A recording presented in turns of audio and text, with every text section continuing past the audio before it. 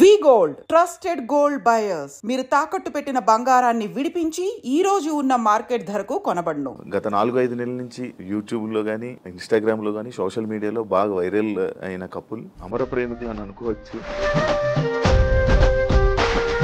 మీ ప్రేమ గురించి మీరు ఎలా వర్ణించాలనుకుంటున్నారు? మా ప్రేమ వర్ణించడానికి మాటలు సరే. ఒకరికొకరు రోజు ఇచ్చుకో రాజు.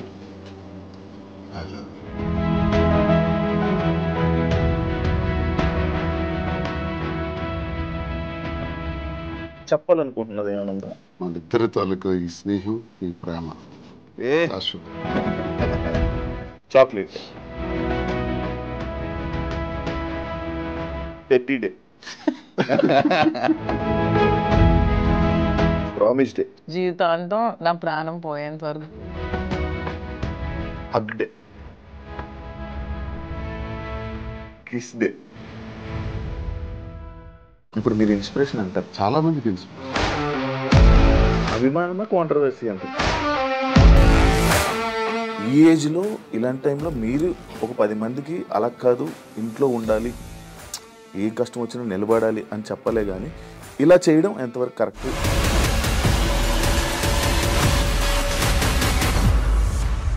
20 ఏళ్లలో మా గొడవ అదే గొడవ. కానీ ఈ టైంలో కూడా ఇది ప్రజల్లోకి రావడం కరెక్ట్. 100 మెట్లు దిగే నేను ఆమెకు అంగీకరించాను. అప్పటికీ కాంప్రమైజ్ కాలేదు. ఆ తర్వాత తాళం వేసేస్తున్నారు ఇంటికి. ప్యాంటు షర్ట్ గాడంట, లుంగి షర్ట్ గాడంట.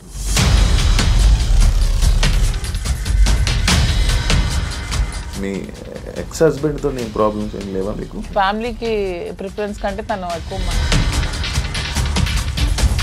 మిమ్మల్ని నమ్మి ఓట్లు వేయడానికి కానీ, లేకపోతే ఎవరైతే జనాలు ఉన్నారో వాళ్ళ మాటలను మీరు పట్టించుకుంటారా? సొసైటీకి సార్ మీ బిజినెస్లు అన్నీ వదిలేసారా? అన్ని లాగేసుకున్నారు. 61 కోట్లు లాస్. కొన్ని వీడియోస్ మీ డ్యాన్స్ చేసి సంబంధించిన వీడియోస్ కొన్ని సోషల్ మీడియాలో వైరల్ అవడం జరుగుతుంది. అది మీరేనా? పిల్ల సైనిక్ గారు ఉంటారు కదా, బచ్చగాళ్ళు. ఆ బచ్చగాళ్ళు ఇక అమ్మాయిని బయటికి లాగాలి పెళ్లి చేసుకుని. మందు పెట్టి ఇలా చేయడం వల్ల, లేకపోతే ఈ ఏజ్ లోనే ఆయనకి అవసరం. ఎవడైతే క్వశ్చన్ అడిగాడో వాడు.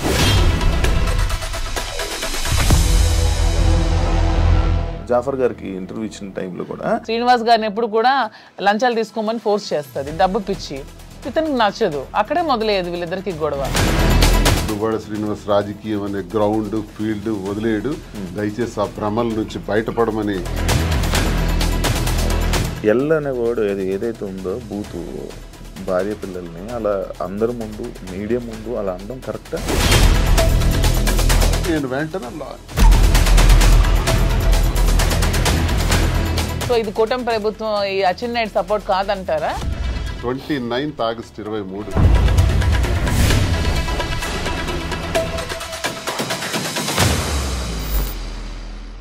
హాయ్ హలో నమస్తే, నేను మీ anchor Shiva. Welcome to iDream Media. ఈ పాటికే నా ముందున్న గెస్ట్లు ఎవరో మీకు అర్థమైపోయి ఉంటుంది ప్రోమో చూడడం వల్ల. గత 4-5 నెలల నుంచి యూట్యూబ్లో కానీ, ఇన్స్టాగ్రామ్లో కానీ, సోషల్ మీడియాలో బాగా వైరల్ అయిన కపుల్ అమర ప్రేమికులు అని అనుకోవచ్చు. మాధురి గారు అండ్ దువ్వాడ శ్రీని గారు ఈరోజు మనతో ఉన్నారు. వాళ్ళిద్దరితో మాట్లాడి మనకు తెలియని విషయాలు తెలుసుకునే ప్రయత్నం అయితే ఈరోజు చేద్దాం. హాయ్ అండి, ఎలా ఉన్నారు? హాయ్ సార్, ఎలా ఉన్నారు? బాగున్నారా? ఫిబ్రవరి 14th వస్తుంది వ్యాలంటైన్స్ డే. దాని గురించి కూడా నేను లాస్ట్లో ఒక చిన్న ఇది ఉంది మీ ఇద్దరికి, దాని గురించి కూడా మాట్లాడదాం. హ్యాపీయా? Very very happy. మంచిగా ఆనందంగా ఉన్నారా? సంతోషంగా? ఆల్వేస్. ఎటువంటి ప్రాబ్లమ్స్ ఏం లేవా? ఏం లేదు. ఇద్దరు కలిసి ఉండడం స్టార్ట్ చేశాక ఎలాంటి మార్పులు చూసుకున్నారు మీ ఇద్దరు? చేంజెస్ గడిచిన జీవితంలో నేను ఏదైతే కోల్పోయాను అంటే, రాజకీయంగా చాలా అగ్రెసివ్గా, ముక్కుసూటిగా ఎంతటి వ్యక్తి గురించి అయినా సరే పదునైన మాటలతో మాట్లాడటం అలవాటు. ప్రజల పక్షాన పోరాటం అలవాటు. 25 ఏళ్ళుగా 18 సంవత్సరాలు అపోజిషన్ పాత్ర. అపోజిషన్లో కూడా ఉద్యమాలు, కేసులు, జైళ్ళు, 62 రోజుల పాటు జైలు జీవితం కూడా గడిపాను. ఇన్ని గడిపిన నాకు, ప్రజా జీవితాన్ని గడిపిన నాకు, ఎన్నికల్లో కూడా పోటీ చేసిన నాకు ఇంట్లో మాత్రం కొంచెం ఇబ్బంది ఉండేది మానసికంగా. మానసిక ప్రశాంతత లేదు. ఈర్ష్య, అసూయ, ద్వేషాలు, ఆధిపత్య పోరు మధ్యలో నలిగిపోయేవాడిని. సరే కుటుంబం కదా, ఇవన్నీ దిగమింగుకోవాలి, భరించాలి అని తగ్గే ఆలోచించేవాడిని. కానీ అది పరిధులు దాటి ఇంటి విషయం బయటికి తీసుకురావటం జరిగింది మా ఇంట్లో. అది కార్యకర్తల వరకు, ప్రజల వరకు, ఆఖరికి అధిష్టానం వరకు, ఆఖరికి నా క్యారెక్టర్ అసాసినేషన్ చేసేంత వరకు. ఇలా వచ్చేటప్పుడు కొన్ని ఒంటరితనాన్ని నేను ఎదుర్కోవాల్సి వచ్చింది. ఇంటికి తాళం వేసేసుకోవడం, ఇబ్బందులు పెట్టేటప్పుడు మేమే రాజకీయాల్లోకి తీసుకొచ్చినటువంటి మా కుటుంబం నుంచి ప్రోత్సహించి మహిళల్లోనూ మంచి గౌరవం ఉన్నటువంటి సర్వీసెస్ ఎన్నో సొసైటీలో చేస్తున్నటువంటి మరి మాధురి లాంటి అమ్మాయి ఉంటే పార్టీకి బలం అవుతుందని తీసుకురావడం జరిగింది. తీసుకొచ్చిన తర్వాత ఆమె పనిచేసుకొని వెళ్తున్నటువంటి తీరులో భాగంగా మా కుటుంబం నుంచే పలు విమర్శలు ఎదుర్కొంటూ చాలా ఇబ్బందులు పడాల్సి వచ్చింది. ఏ తప్పు లేనప్పటికీ, ఏ వ్యవహారం మా మధ్యలో లేనప్పటికీ కూడా మా ఇద్దరిని కలుపుతూ మా ఇంటి నుంచే దుష్ప్రచారం స్టార్ట్ అయింది.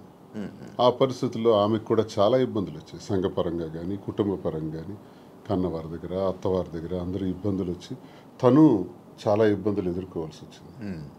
ఈ ఇబ్బందుల్లో మీ కూడా నన్ను విడిచిపెట్టేయకుండా నాకున్నటువంటి వ్యక్తిగతంగా నేను ఒంటరిగా అయిపోయి మా పలాసాలలో ఉన్నప్పుడు కూడా నా భోజన వ్యవహారాలు కానీ, రాజకీయ వ్యవహారాలు కానీ అన్నీ కూడా చూస్తూ నాకు భరోసానిచ్చింది, ధైర్యంగా ఉంది. ఆ టైంలో నేను కూడా మాధురికి ధైర్యంగా ఉండాలి, ఆమె కూడా ఒంటరి అయిపోయింది, మా వల్లే కదా పోయింది.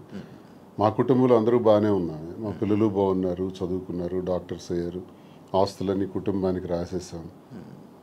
ఇలాంటప్పుడు ఈమె ఒంటరిగా ఇబ్బంది పడుతుంది అని నేను భరోసాగా ఉండటం, కలిసి ఉండటం.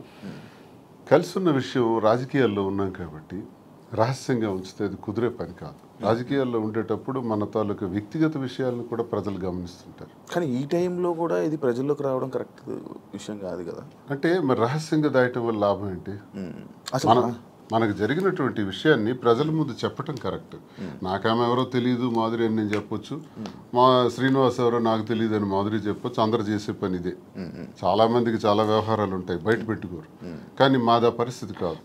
ఒక వ్యవహారం ఇతను ఇలా చేశాడు, ఇలా ప్రవర్తించాడని ఇంటి నుంచే అబ్జెక్షన్స్ వచ్చి గొడవలు పెట్టి దాన్ని రచ్చ చేసేటప్పుడు ఆ మీడియా ముందు నేను కూడా ఫ్యాక్ట్స్ చెప్పాలి. ఎస్, మేము ఈ పరిస్థితుల్లో కలవాల్సి వచ్చింది, మేము కలిసిన ఈ పరిస్థితుల్లో మేము ఈ నిర్ణయం తీసుకోవాల్సి వచ్చింది, మా నిర్ణయం ఇది అని స్పష్టంగా గత 4 నెలల క్రితమే మీడియా ద్వారా పబ్లిక్కి తెలియజేసాం. ఈ విషయం టెక్కల ప్రజలందరికీ తెలుసు, శ్రీకాకుళం జిల్లాలో తెలుసు, రాష్ట్ర ప్రజలకు తెలిసేటప్పుడు కొంత లేట్ అయింది. ఇది వాస్తవాలని మేము చెప్పి నిర్ణయం తీసుకున్నాం. నిర్ణయం తీసుకునే దానిలో చాలా ఒడిదుడుకులు వస్తాయి. ఆ ఒడిదుడుకులను ఎదుర్కొంటాం ధైర్యంగా.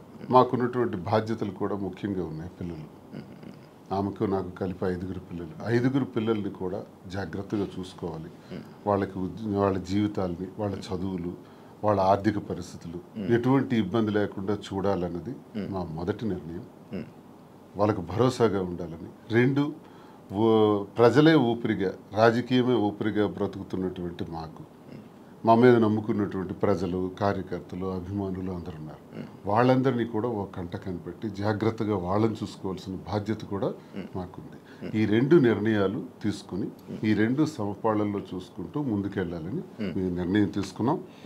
సరే, చాలా హడిల్స్ ఫేస్ చేసాం. Now we are very happy. Actually ఇప్పుడు మీరు చెప్పిన విషయంలో ఇది చూసుకుంటే స్టార్టింగ్ మానసికంగా దానికి ఇంట్లోనే నాకు పీస్ఫుల్ లేకపోవడం వల్ల దీనివల్ల ఈ డిసిషన్ తీసుకోవాల్సి వచ్చింది. అంటే ఈ డిసిషన్ తీసుకున్నారా, లేకపోతే ఇంట్లోనే ఏమైనా అంతా మిమ్మల్ని బాధ పెట్టి ఇబ్బంది పెట్టి అంటే వాళ్ళే కావాలి అని అన్న వెర్షన్ కూడా కొన్ని వీడియోస్లో మనకు కనబడుతుంది. అంటే మిమ్మల్ని కావాలనుకుంటున్నారు, పిల్లలు కానీ లేకపోతే వైఫ్ కానీ కావాలనుకుని అంత ఫైట్ చేసినట్టు మాకు కనిపించింది. మళ్ళీ మీరు చెప్తుంది ఇంట్లో ఇలా ఇబ్బందులు ఉన్నాయి, అందుకు మానసికంగా నాకు లేకపోతే స్ట్రెస్ లేకపోతే ఇవన్నీ ఉండడం వల్ల నేను ఈ స్టెప్ తీసుకున్నాను అంటున్నారు. అంటే ఈ ఏజ్లో ఇలాంటి టైంలో మీరు ఒక 10 మందికి అలా కాదు, ఇంట్లో ఉండాలి, ఏం కష్టం వచ్చినా నిలబడాలి అని చెప్పలే, కానీ ఇలా చేయడం ఎంతవరకు కరెక్ట్ అనేది ఆడియన్స్. ఎంతోమంది జీవితాలకు ఎన్నో గొడవలు ఇలాంటివే నా దగ్గరికి వస్తే సర్దుబాటు చేసి సరిచేసి పంపినవాడిని. ఎన్నో కుటుంబాలను లైనప్ చేసేవాడిని. అది లైనప్ చేసే దానిలో ఆర్థిక ఇబ్బందులు ఉన్నా సరే వాళ్ళకి తోడ్పడి నిలబెట్టినటువంటి పరిస్థితి. నాకే ఇటువంటి పరిస్థితి వస్తాయి. ఇప్పుడు కుటుంబం అన్నాక, వివాహ జీవితం అన్నాక ఎన్నో సమస్యలు వస్తాయండి. ఆ సమస్యలన్నింటిని ఎదుర్కొనే ముందుకు అడుగు వెయ్యాలి. అదే కుటుంబ జీవితం అంటే, అదే వివాహ వ్యవస్థ అంటే. ఇవన్నీ బాగా తెలిసిన వాళ్ళని. కానీ నా పరిస్థితి ఏంటంటే ఆధిపత్య పోరు. ఇప్పుడు ఫర్ ఎగ్జాంపుల్ ఎమ్మెల్యేగా నేను పోటీ చేస్తుంటాను, ఆ టికెట్ నాకు కావాలి. వ్యాపారాల్లో పీక్స్కుంటాను, ఆ వ్యాపారం నా పేరున ఉండాలి. ఇదొక విచిత్రమైన కోణం అనమాట. కుటుంబం గురించి జరిగే చర్చ కాదు, ఆధిపత్యం గురించి జరిగే చర్చ. భర్త అయితే ఏంటి, భార్య అయితే ఏంటి అనుకుంటే గొడవే లేదు. ఉదాహరణకు రాజశేఖర రెడ్డి గారితో నేను అడుగులు వేశాను. విద్యార్థి దశ నుంచి ఆయనతోనే నా జీవితం ప్రారంభమైంది. నాకు జిల్లాకు కూడా పరిచయం చేసిన దువ్వాడ శ్రీనివాసన్ రాజశేఖర రెడ్డి గారు. సార్తో అంత చనువుగా ఉండేవాళ్ళం. పాదయాత్ర గట్టిగా ఆర్గనైజ్ చేశాను. ఆ పాదయాత్రలోనే హరిశ్చంద్రపురంలో నువ్వు పోటీ చేయి ఎర్రనాయుడికి వ్యతిరేకంగా నాకు టికెట్ కూడా డిసైడ్ చేసేసాను. చేసినప్పుడు సరేలేని ఇంకా నేను ఆ బిజీలో ఉంటుండగా వాణి తండ్రి రాజశేఖర రెడ్డి గారి దగ్గరికి వెళ్ళి ఆ టికెట్ మాకు ఇవ్వాలి, లేదంటే మేము ఇండిపెండెంట్గా వేస్తాం. అప్పుడు రాజశేఖర రెడ్డి గారు స్టేట్లో నా ఒక్కడికి ఒక బ్లాంక్ బీఫామ్ ఇచ్చారు. నీ పేరు రాసుకుంటావో, నీ వాణి పేరు రాసుకుంటావో నీ ఇష్టం, కానీ ఏదైనా జరిగితే నిన్నే నేను అడుగుతా, ఎలక్షన్ గురించి నీతోనే మాట్లాడుతూ, you are the incharge of the constituency అన్నారు. సరే ఆ బాధ్యత అప్పచెప్పారు సార్ అని నేనేం చేశానంటే డి వాణి అని పేరు రాసి ఇచ్చాను. అది 2004 సంవత్సరం, ఇది 2024 సంవత్సరం. ఈ ఎన్నికల మధ్యలో 20 ఏళ్లలో మా గొడవ అదే గొడవ. ఆ గొడవ వల్ల మాకు మనశ్శాంతి ఉండేది కాదు ఇంట్లోకి అడుగు పెట్టంగానే. నేను చిత్తడి నేలల కోసం, రైతుల కోసం, మత్స్యకారుల కోసం, స్వదేశీ మత్స్యకారుల కోసం ఒక 7-8 సంవత్సరాలు ఉద్యమాల్లో ఉండేవాడిని. ఆ ఉద్యమాల్లో నా మీద కేసులు, 18 కేసులు, 62 రోజులు జైలు జీవితం, నా మీద ఫైరింగ్ ఆర్డర్స్, ఇదంతా ఒక జీవితం. వీటన్నింటికి కూడా ఇంట్లో నుంచి సపోర్ట్ ఉండేది కదా. జైల్లో ఉండేటప్పుడు కూడా నన్ను పరామర్శించడానికి కూడా వచ్చే పరిస్థితి ఉండేది కాదు. ఇవన్నీ అనుభవించినా నా గుండెల్లోనూ దాచుకున్నాను. లాస్ట్కి మాధురి అనే అమ్మ ఇప్పుడు 28 ఏళ్ల నా జీవితంలో, 25 ఏళ్ల నా రాజకీయ జీవితంలో ఎప్పుడు నా దగ్గరికి మహిళలు రాలేదా? నేను ఎప్పుడైనా ఎవరితోనైనా అసభ్యంగా ప్రవర్తించానా? ఎవరితోనైనా అసభ్యంగా బిహేవ్ చేయలేదు కదా. మరి ఎందుకు ఇప్పుడే వచ్చింది నా మీద? ఎప్పుడు లేనిది ఇప్పుడే ఎందుకు క్రియేట్ చేశారు? కేవలం ఇది రాజకీయంగా వాడుకోవాలి, అంటే నన్ను బదనాం చేయాలి. అంటే మీ ఇద్దరు రిలేషన్లో ఉన్నారని ఫస్ట్ రూమర్ స్టార్ట్ చేశారా? మీకు లేకపోయినా కూడా తను రాజకీయంగా వచ్చింది, నేను రాజకీయంగా ఉన్నాను. ఓకే, ఇలా వస్తున్న వాళ్ళందరి మీద రూమర్స్ క్రియేట్ చేసేయచ్చా? అది ఇంట్లో నుంచి క్రియేట్ అయితే ఎంత పెద్ద సమస్య అవుతుంది. అది తప్పని చెప్పకుండా ఒకటి టికెట్ కోసం ప్రాధాన్యత, టికెట్ కోసం ఒక ప్రయత్నం. ఈ ప్రయత్నాలు నేను ఎలా తట్టుకోవాలి? పిల్లల్ని అల్లారు ముద్దుగా పెంచి, గుండెల మీద పెంచి, ఒక స్థాయికి తీసుకొచ్చి, కుటుంబాని కోసం తలగ్గి, ఆఖరికి టికెటే కదా కావాలి. అధిష్టానాన్ని నేను రిక్వెస్ట్ చేసా, టికెట్ ఆమెకి ఇచ్చేయండి అన్నాను. నేనే తగ్గిపోయాను. అప్పుడు వాణికి అధిష్టానం ద్వారా టికెట్ నేనే ప్రకటింపజేశాను. కానీ మళ్ళీ ఆమె గ్రాఫ్ కోల్పోయిన తర్వాత మళ్ళీ ఆ టికెట్ నాకే రావటం, నేనే పోటీ చేయాల్సిన అవసరం వచ్చింది. సో 100 మెట్లు దిగే నేను ఆమెకు అంగీకరించాను. అప్పటికీ కాంప్రమైజ్ కాలేదే. ఆ తర్వాత తాళం వేసేస్తున్నారు ఇంటికి. ఆ ఇంటికి తాళం వేసేటప్పుడు తలుపులు తన్నుకుని లోపలికి వెళ్ళలేక కాదు, అసలు మనసులో ఏం నడుస్తుంది? టికెట్ కావాలని టికెట్ తీసుకున్నారు, ఇంటికి తాళం వేశారు, సమాజంలో అభాస్పాలు చేశారు. ఇంక నేను ఎలా బ్రతకాలి? కారులో 7-8 రోజులు పడుకున్నాను. ఆఖరికి మా మదర్ దగ్గర వెళ్ళి ఒక 1 ఏడాది కాలం పట్టున్నాను. ఇవన్నీ టెక్కల ప్రజలకు తెలుసు, ఇవన్నీ మీలాంటి వాళ్ళు ఎంతమందికి తెలుసు?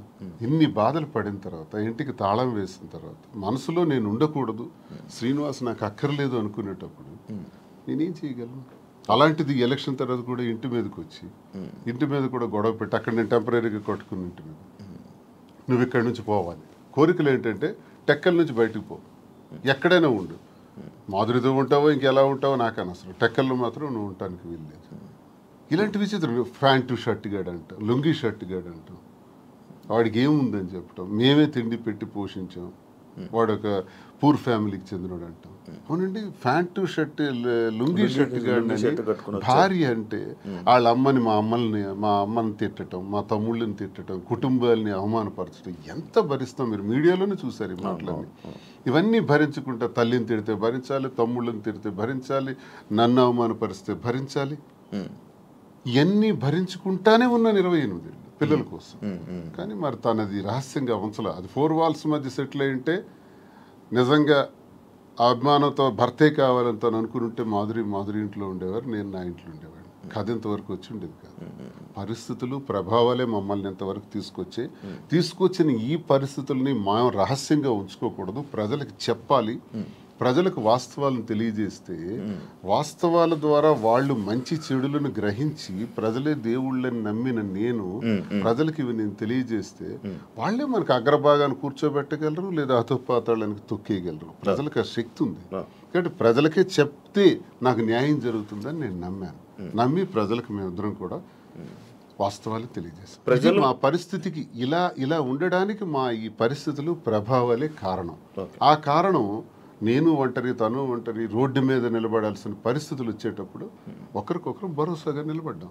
ఆ భరోసా ప్రేమగా మారింది. ఓకే, మీరు అప్పటికి ఒంటరిగా ఉండేవాళ్ళ, మీ హస్బెండ్ గారు ఉండేవాళ్ళ విన్నాను? లేదు, పాలిటిక్స్కి వచ్చిన తర్వాత కొద్ది రోజుల తర్వాత ఏవి డిస్టర్బెన్సెస్ వల్ల నేను కొంచెం ఒంటరిగా ఉండడం జరిగింది. ఓకే, ఈయన గురించి ఒంటరిగా ఉండడం స్టార్ట్ చేశారు లేకపోతే? లేదు, ఆవిడ వలన నేను నా ఫ్యామిలీకి దూరమే ఒంటరిగా ఉండటం జరిగింది. మీ ఎక్స్ హస్బెండ్తో ఏం ప్రాబ్లమ్స్ ఏం లేవా మీకు? ప్రాబ్లమ్స్ అంటూ పెద్దగా లేవు, కానీ డిస్టర్బెన్సెస్ అంటూ ఉన్నాయి. అంటే తను ఎప్పుడు ఫారెన్లోనే ఉంటారు, తను ఎప్పుడు ఇండియాకి రావడానికి ఇష్టపడేవారు కాదు. నాకు ఫారెన్కి వెళ్ళడం ఇష్టం లేదు, నాకు ఎప్పుడు ఇండియాలో ఉండటం ఇష్టం. సో మేము ఎంత రిక్వెస్ట్ చేసినా వచ్చేవాళ్ళు కాదు. ఫ్యామిలీకి ప్రిఫరెన్స్ కంటే తను ఎక్కువ మనీకి ప్రిఫరెన్స్ ఇచ్చేవాళ్ళు. మేము చాలాసార్లు అడిగాం, ఇలా నాకు లోన్లీగా ఉండడం ఇష్టం లేదు, మీరు వచ్చి ఫ్యామిలీతోనే ఉండండి అని. తను ఒప్పుకునే వాళ్ళు కాదు. సో అలా మా మధ్యన డిస్టర్బెన్సెస్ పెరిగాయి. వాని వల్ల ఇంకొంచెం పెరిగి ఇంక సెపరేట్ అవుదామని నిర్ణయించుకున్నాం. ఓకే, మీ ఇద్దరు కలవడానికి రీజన్ ఎవరు, అసలు ముఖ్య కారణం ఎవరు? అంటే మీ ఇద్దరు పరిస్థితులు ప్రభావాలు అవసరం. పరిస్థితులు ప్రేమ కాదా? ప్రేమ కూడా పరిస్థితుల వల్ల మేము కలిసిన తర్వాత మా మధ్యలో ప్రేమ మొదలైంది. ఓకే, ఆ ప్రేమ కోస్తా ఎక్కువైంది. పలాసలో నేను ఉండేటప్పుడు ఎలా పోతే నాకెందుకు, నా కుటుంబ రాజకీయాల్లో తీసుకెళ్లి నన్ను స్పాయిల్ చేశారు, నా క్యారెక్టర్ అసాసినేషన్ చేశారని వాళ్ళ ఇంట్లో తను ఉండిపోవచ్చు, లేకపోతే తను నిర్ణయం తీసుకోవచ్చు. ఇంకా నన్ను పాపం ఒంటరిని చేస్తారు. ఆయన వెళ్ళి పలాసలో ఉన్నాడు, ఎలా భోజనం చేస్తున్నాడు, ఎక్కడికి వెళ్తున్నాడు, ఆయన కార్లు ఏంటి, ఆయన మనుషులు ఏంటి, ఆయన ఎక్కడ ఉండాలి, ఇవన్నీ చూడవలసిన అవసరం తనకేంటి? ఏంటి అవసరం? నాకేమైనా ఆస్తులు ఉన్నాయా, అంతస్తులు ఉన్నాయా, లేదా పవర్ ఉందా, లేకపోతే ఏముందని చెయ్యాలి. కానీ అక్కడ ఏంటంటే ఒక తోటి మనిషిగా అభిమానం చూపించింది తను. నేను ఇబ్బందుల్లో ఉండేటప్పుడు నా కోసం ఇంత బాధ్యత వహించినటువంటి అమ్మాయిగా, తను నష్టపోతూ నా కోసం నిలబడినటువంటి అమ్మాయిగా నాకు కూడా ఒక ఏ ప్రేమనైతే కోల్పోయినాను జీవితంలో, ఆ ప్రేమ నేను ఆమె దగ్గర పొందాను. సో ఇది నేను అనుకుంటాను గత జన్మ సుకృతం. ఏది కూడా ఊరికే రాదు, జన్మల అనుబంధం, అది కంటిన్యూషన్ వస్తుంది. గత జన్మలో అక్కడ తాగింది, ఇప్పుడు ఇక్కడతో కంటిన్యూ అవుతుంది. అని మీరు గత జన్మలో కూడా మనిషిగా వచ్చారంటారా? ఇప్పుడు రెండు ఉంటాయి సార్. కృష్ణ పరమాత్ముడు చెప్పినట్టు కర్మ సిద్ధాంతం ఒకటి ఉంటుంది. ABCD గత జన్మలో నేర్చుకున్నాం అనుకోండి, EFGHL ఎక్కడి నుంచి స్టార్ట్ చేస్తాం. అంటే ఈ నుంచి ఎలా స్టార్ట్ చేస్తామంటే ABCD గత జన్మలో నేర్చుకున్నటువంటి ఆ కంటిన్యూషన్ అనేది ఈ జన్మకు ఉంటుంది అన్నది ఖచ్చితంగా గత జన్మ సుకృతాలు, గత జన్మ వ్యవహారాలే ఈ జన్మ కొనసాగింపుగా ఉంటాయని కృష్ణ పరమాత్ముడు చెప్పింది, గీతలో కూడా చెప్పినటువంటిది. అది ఒకవైపు నమ్మితే అది నిజం. నేను కర్మ సిద్ధాంతం నమ్ముతాను కాబట్టి అది నిజం. లేదు సైంటిఫిక్గా వెళ్ళామనుకోండి, ఇట్స్ ఎ కెమికల్ రియాక్షన్, రసాయనిక చర్య. మనిషికి మధ్యన జరిగినటువంటి ఆలోచనలు, కలయికలు, ఆ పరిస్థితుల ప్రభావాలు బట్టి ఒక మనిషి మీద ఒక మనిషికి ఆకర్షణ, కోపము, వ్యతిరేకత, రకరకాల భావాలు ఎందుకు కలుగుతాయంటే రసాయనిక చర్యల వల్లే కలుగుతాయి. అలా అని కూడా అనుకోవచ్చు. సైన్స్ ఎప్పుడైనా కలగొచ్చు అంటారా? కలగచ్చు అంతే. ఏ మనిషి ఎప్పుడు ఎలా మారుతారో, ఎప్పుడు శత్రువులు అవుతారో, ఎప్పుడు మిత్రులు అవుతారో, ఎప్పుడు ఏ రకంగా మారుతాం అన్నది ఇదంతా మనిషికి మధ్యన ఉండేది కెమికల్ బ్యాలెన్సే. అది ఇంబ్యాలెన్స్ అయితే ఇంకో రకంగా మారుతాం, వైలెంట్ గా మారుతాం. సైన్స్ ప్రకారం. లేదు కర్మ సిద్ధాంతం ప్రకారం వెళ్తే గత జన్మ సుకృతం. ఏదనుకున్నా మాది కెమిస్ట్రీ పరంగా చూసుకుంటే, సైన్స్ ప్రకారం చూసుకుంటే రసాయనిక చర్య, లేదు కర్మ సిద్ధాంతం ప్రకారం చూసుకుంటే గత జన్మ సుకృతం. ఓకే, మాధురి గారు, మీరు ఇద్దరు కలిసి ఉండడం స్టార్ట్ చేశాక మీలో ఉన్న మార్పులు ఏం చూసారు మీ జర్నీ? అంటే ఏ ఒంటరితనంతో నేను బాధపడ్డాను, ఏ ప్రేమ తక్కువై నేను సఫర్ అయ్యాను. మీకు కూడా ప్రేమ తక్కువైంది ఇంట్లో? మరి ఇద్దరు వేరే వేరేగా, ఒకళ్ళు ఫారెన్ లో ఒకళ్ళు ఇండియాలో ఉంటే ప్రేమ తక్కువ ఉంటుంది. వైఫ్ అండ్ హస్బెండ్ అంటే దగ్గరగా ఉంటాయి కదా బాండ్ అనేది. అంటే లాంగ్ డిస్టెన్స్ లవ్ స్టోరీస్ అని ఇప్పుడు రీసెంట్ గా బాగా వైరల్. నాకు అలాంటివి నచ్చవు. కొంతమంది ఒక్కొక్క స్టోరీస్ నచ్చుతారు. మీకు లాంగ్ డిస్టెన్స్ స్టోరీస్ నచ్చవు. స్టోరీ లేదు. నాకు మాత్రం నా పక్కనే హస్బెండ్ ఉండాలనే ఫీలింగ్ తో ఉన్న అమ్మాయి నేనైతే మొదటి నుంచి ఉన్నాను. సో నాకు ఎరువైతే నేను శ్రీనివాస్ గారితో నా లైఫ్ స్టార్ట్ చేశానో నా జర్నీ, అప్పటి నుంచి నాకు హ్యాపీనెస్ కానీ మీరు అన్నట్టు నా ఒంటరితనం పోయి నాకు అంటూ ఒక తోడు దొరికింది. హ్యాపీగా ఉన్నాను. నన్ను వదిలే ఏ రోజు కూడా ఎక్కడికి ఇంతవరకు ఈ 4 yearsలో ఎప్పుడు ఎక్కడికి పోలేదు. ఎప్పుడు నాతోనే ఉంటారు. ఎక్కడికి వెళ్ళినా ఇద్దరం కలిసే ట్రావెల్ చేస్తాం. ఏ పనైనా ఇద్దరం కలిసే చేస్తాం. ఈవెన్ ఎలక్షన్ క్యాంపెయిన్ కానీ ఎక్కడికి వెళ్ళాలని అన్ని ఇద్దరం కలిసే చేస్తాం. నాకు చాలా హ్యాపీగా ఉంది. నేను కోరుకున్న జీవితం నాకు దొరికినట్టు అనిపిస్తుంది. మీ ఇద్దరి మధ్యన హ్యాపీగా ఉండొచ్చు, కానీ సొసైటీ కానీ లేకపోతే మిమ్మల్ని నమ్మి ఓట్లు వేయడానికి కానీ లేకపోతే ఎవరైతే జనాలు ఉన్నారో వాళ్ళ మాటలను మీరు పట్టించుకుంటారా? సొసైటీకి మా వల్ల వచ్చిన ఇబ్బంది ఏంటి నాకు అర్థం కాదు. అంటే మీరు ఏం చూపిద్దామని అనుకుంటున్నారు? ఏం చూపిద్దాం? ఒక హస్బెండ్ తో డిఫరెంట్ ఒక అమ్మాయి, ఒక వైఫ్ తో డిఫరెంట్ అబ్బాయి కలిసి ఇంకొక పెళ్లి చేసుకుంటున్నాం. దానికి ఇంకేం చూపించాలనుకుంటున్నారు ఎవరైనా? దీంట్లో ఏం చూపిద్దాం అని మీరు అనుకుంటున్నారు? ఎందుకు మీరందరికీ మీకు ఇది నెగిటివ్ కనిపిస్తుంది? నాకు నా హస్బెండ్ తో డిఫరెన్సెస్ ఉన్నాయి, ఇతనికి ఈమె వైఫ్ తో డిఫరెన్సెస్ ఉన్నాయి. సో మా ఇద్దరం కలిపి ఒకటే అయ్యాం. దానిలో తప్పే ఉంది. ఎంతమంది సెకండ్ మ్యారేజ్ చేసుకోవట్లేదు, 3-4 పెళ్లిళ్ళు చేసుకుంటున్నారు. మేము 2వ పెళ్లి చేసుకున్నాం. దీంట్లో ఎందుకు అంత చెప్పకుండా చేసుకుంటున్నారు? 3 పెళ్లిళ్ళు 4 పెళ్లిళ్ళు చేసుకుంటున్నారు. పెళ్లిలో ఒక ప్రెగ్నెంట్లు చేస్తున్నారు, పిల్లల్ని కనేస్తున్నారు, వదిలేస్తున్నారు, వీధిని పడేస్తున్నారు. మేము అవేమీ చేయలేదు. మేము మాకు డిఫరెన్సెస్ ఉన్నాయి, వీళ్ళకి డిఫరెన్స్ ఉన్నాయి. మా పబ్లిక్ చెప్పాం, మా ప్రజలకు చెప్పాం, మా ప్రజలకు చెప్పే మేము మొన్న ఎలక్షన్ చేసాం. ఎలక్షన్లో నేనే దగ్గరుండి చేశాను. వాళ్ళకి అన్ని నా గురించి తెలుసు. మా ఇద్దరిని దగ్గరుండి చేసాం. మా పిల్లల్ని చూసుకున్నాం. వీళ్ళ పిల్లలు పెళ్లి చేస్తారు, వీళ్ళ పిల్లలు సెటిల్మెంట్లు చదివించుకున్నాం. మేము గాలికి వదిలేదు కుటుంబాలకి. వీళ్ళ కుటుంబానికి ఆస్తి మొత్తం ఇచ్చేస్తున్నాడు, రోడ్డు మీదకి వచ్చారు. నేను నా తల్లిదండ్రుల ఆస్తితో నేను ఉన్నాను. నేను హస్బెండ్ నుంచి ఇంతవరకు నేను ₹1 కూడా నేను తీసుకోలేదు ఇంతవరకు. నేను నా పిల్లలకి కానీ నాకు కానీ నా పేరెంట్స్ నాకు ఏమైతే నాకు ఆస్తి నాకు వచ్చిందో ఆ యాన్సిస్ట్రల్ ప్రాపర్టీస్ మాత్రమే నేను నాకుతో పెట్టుకున్నాను.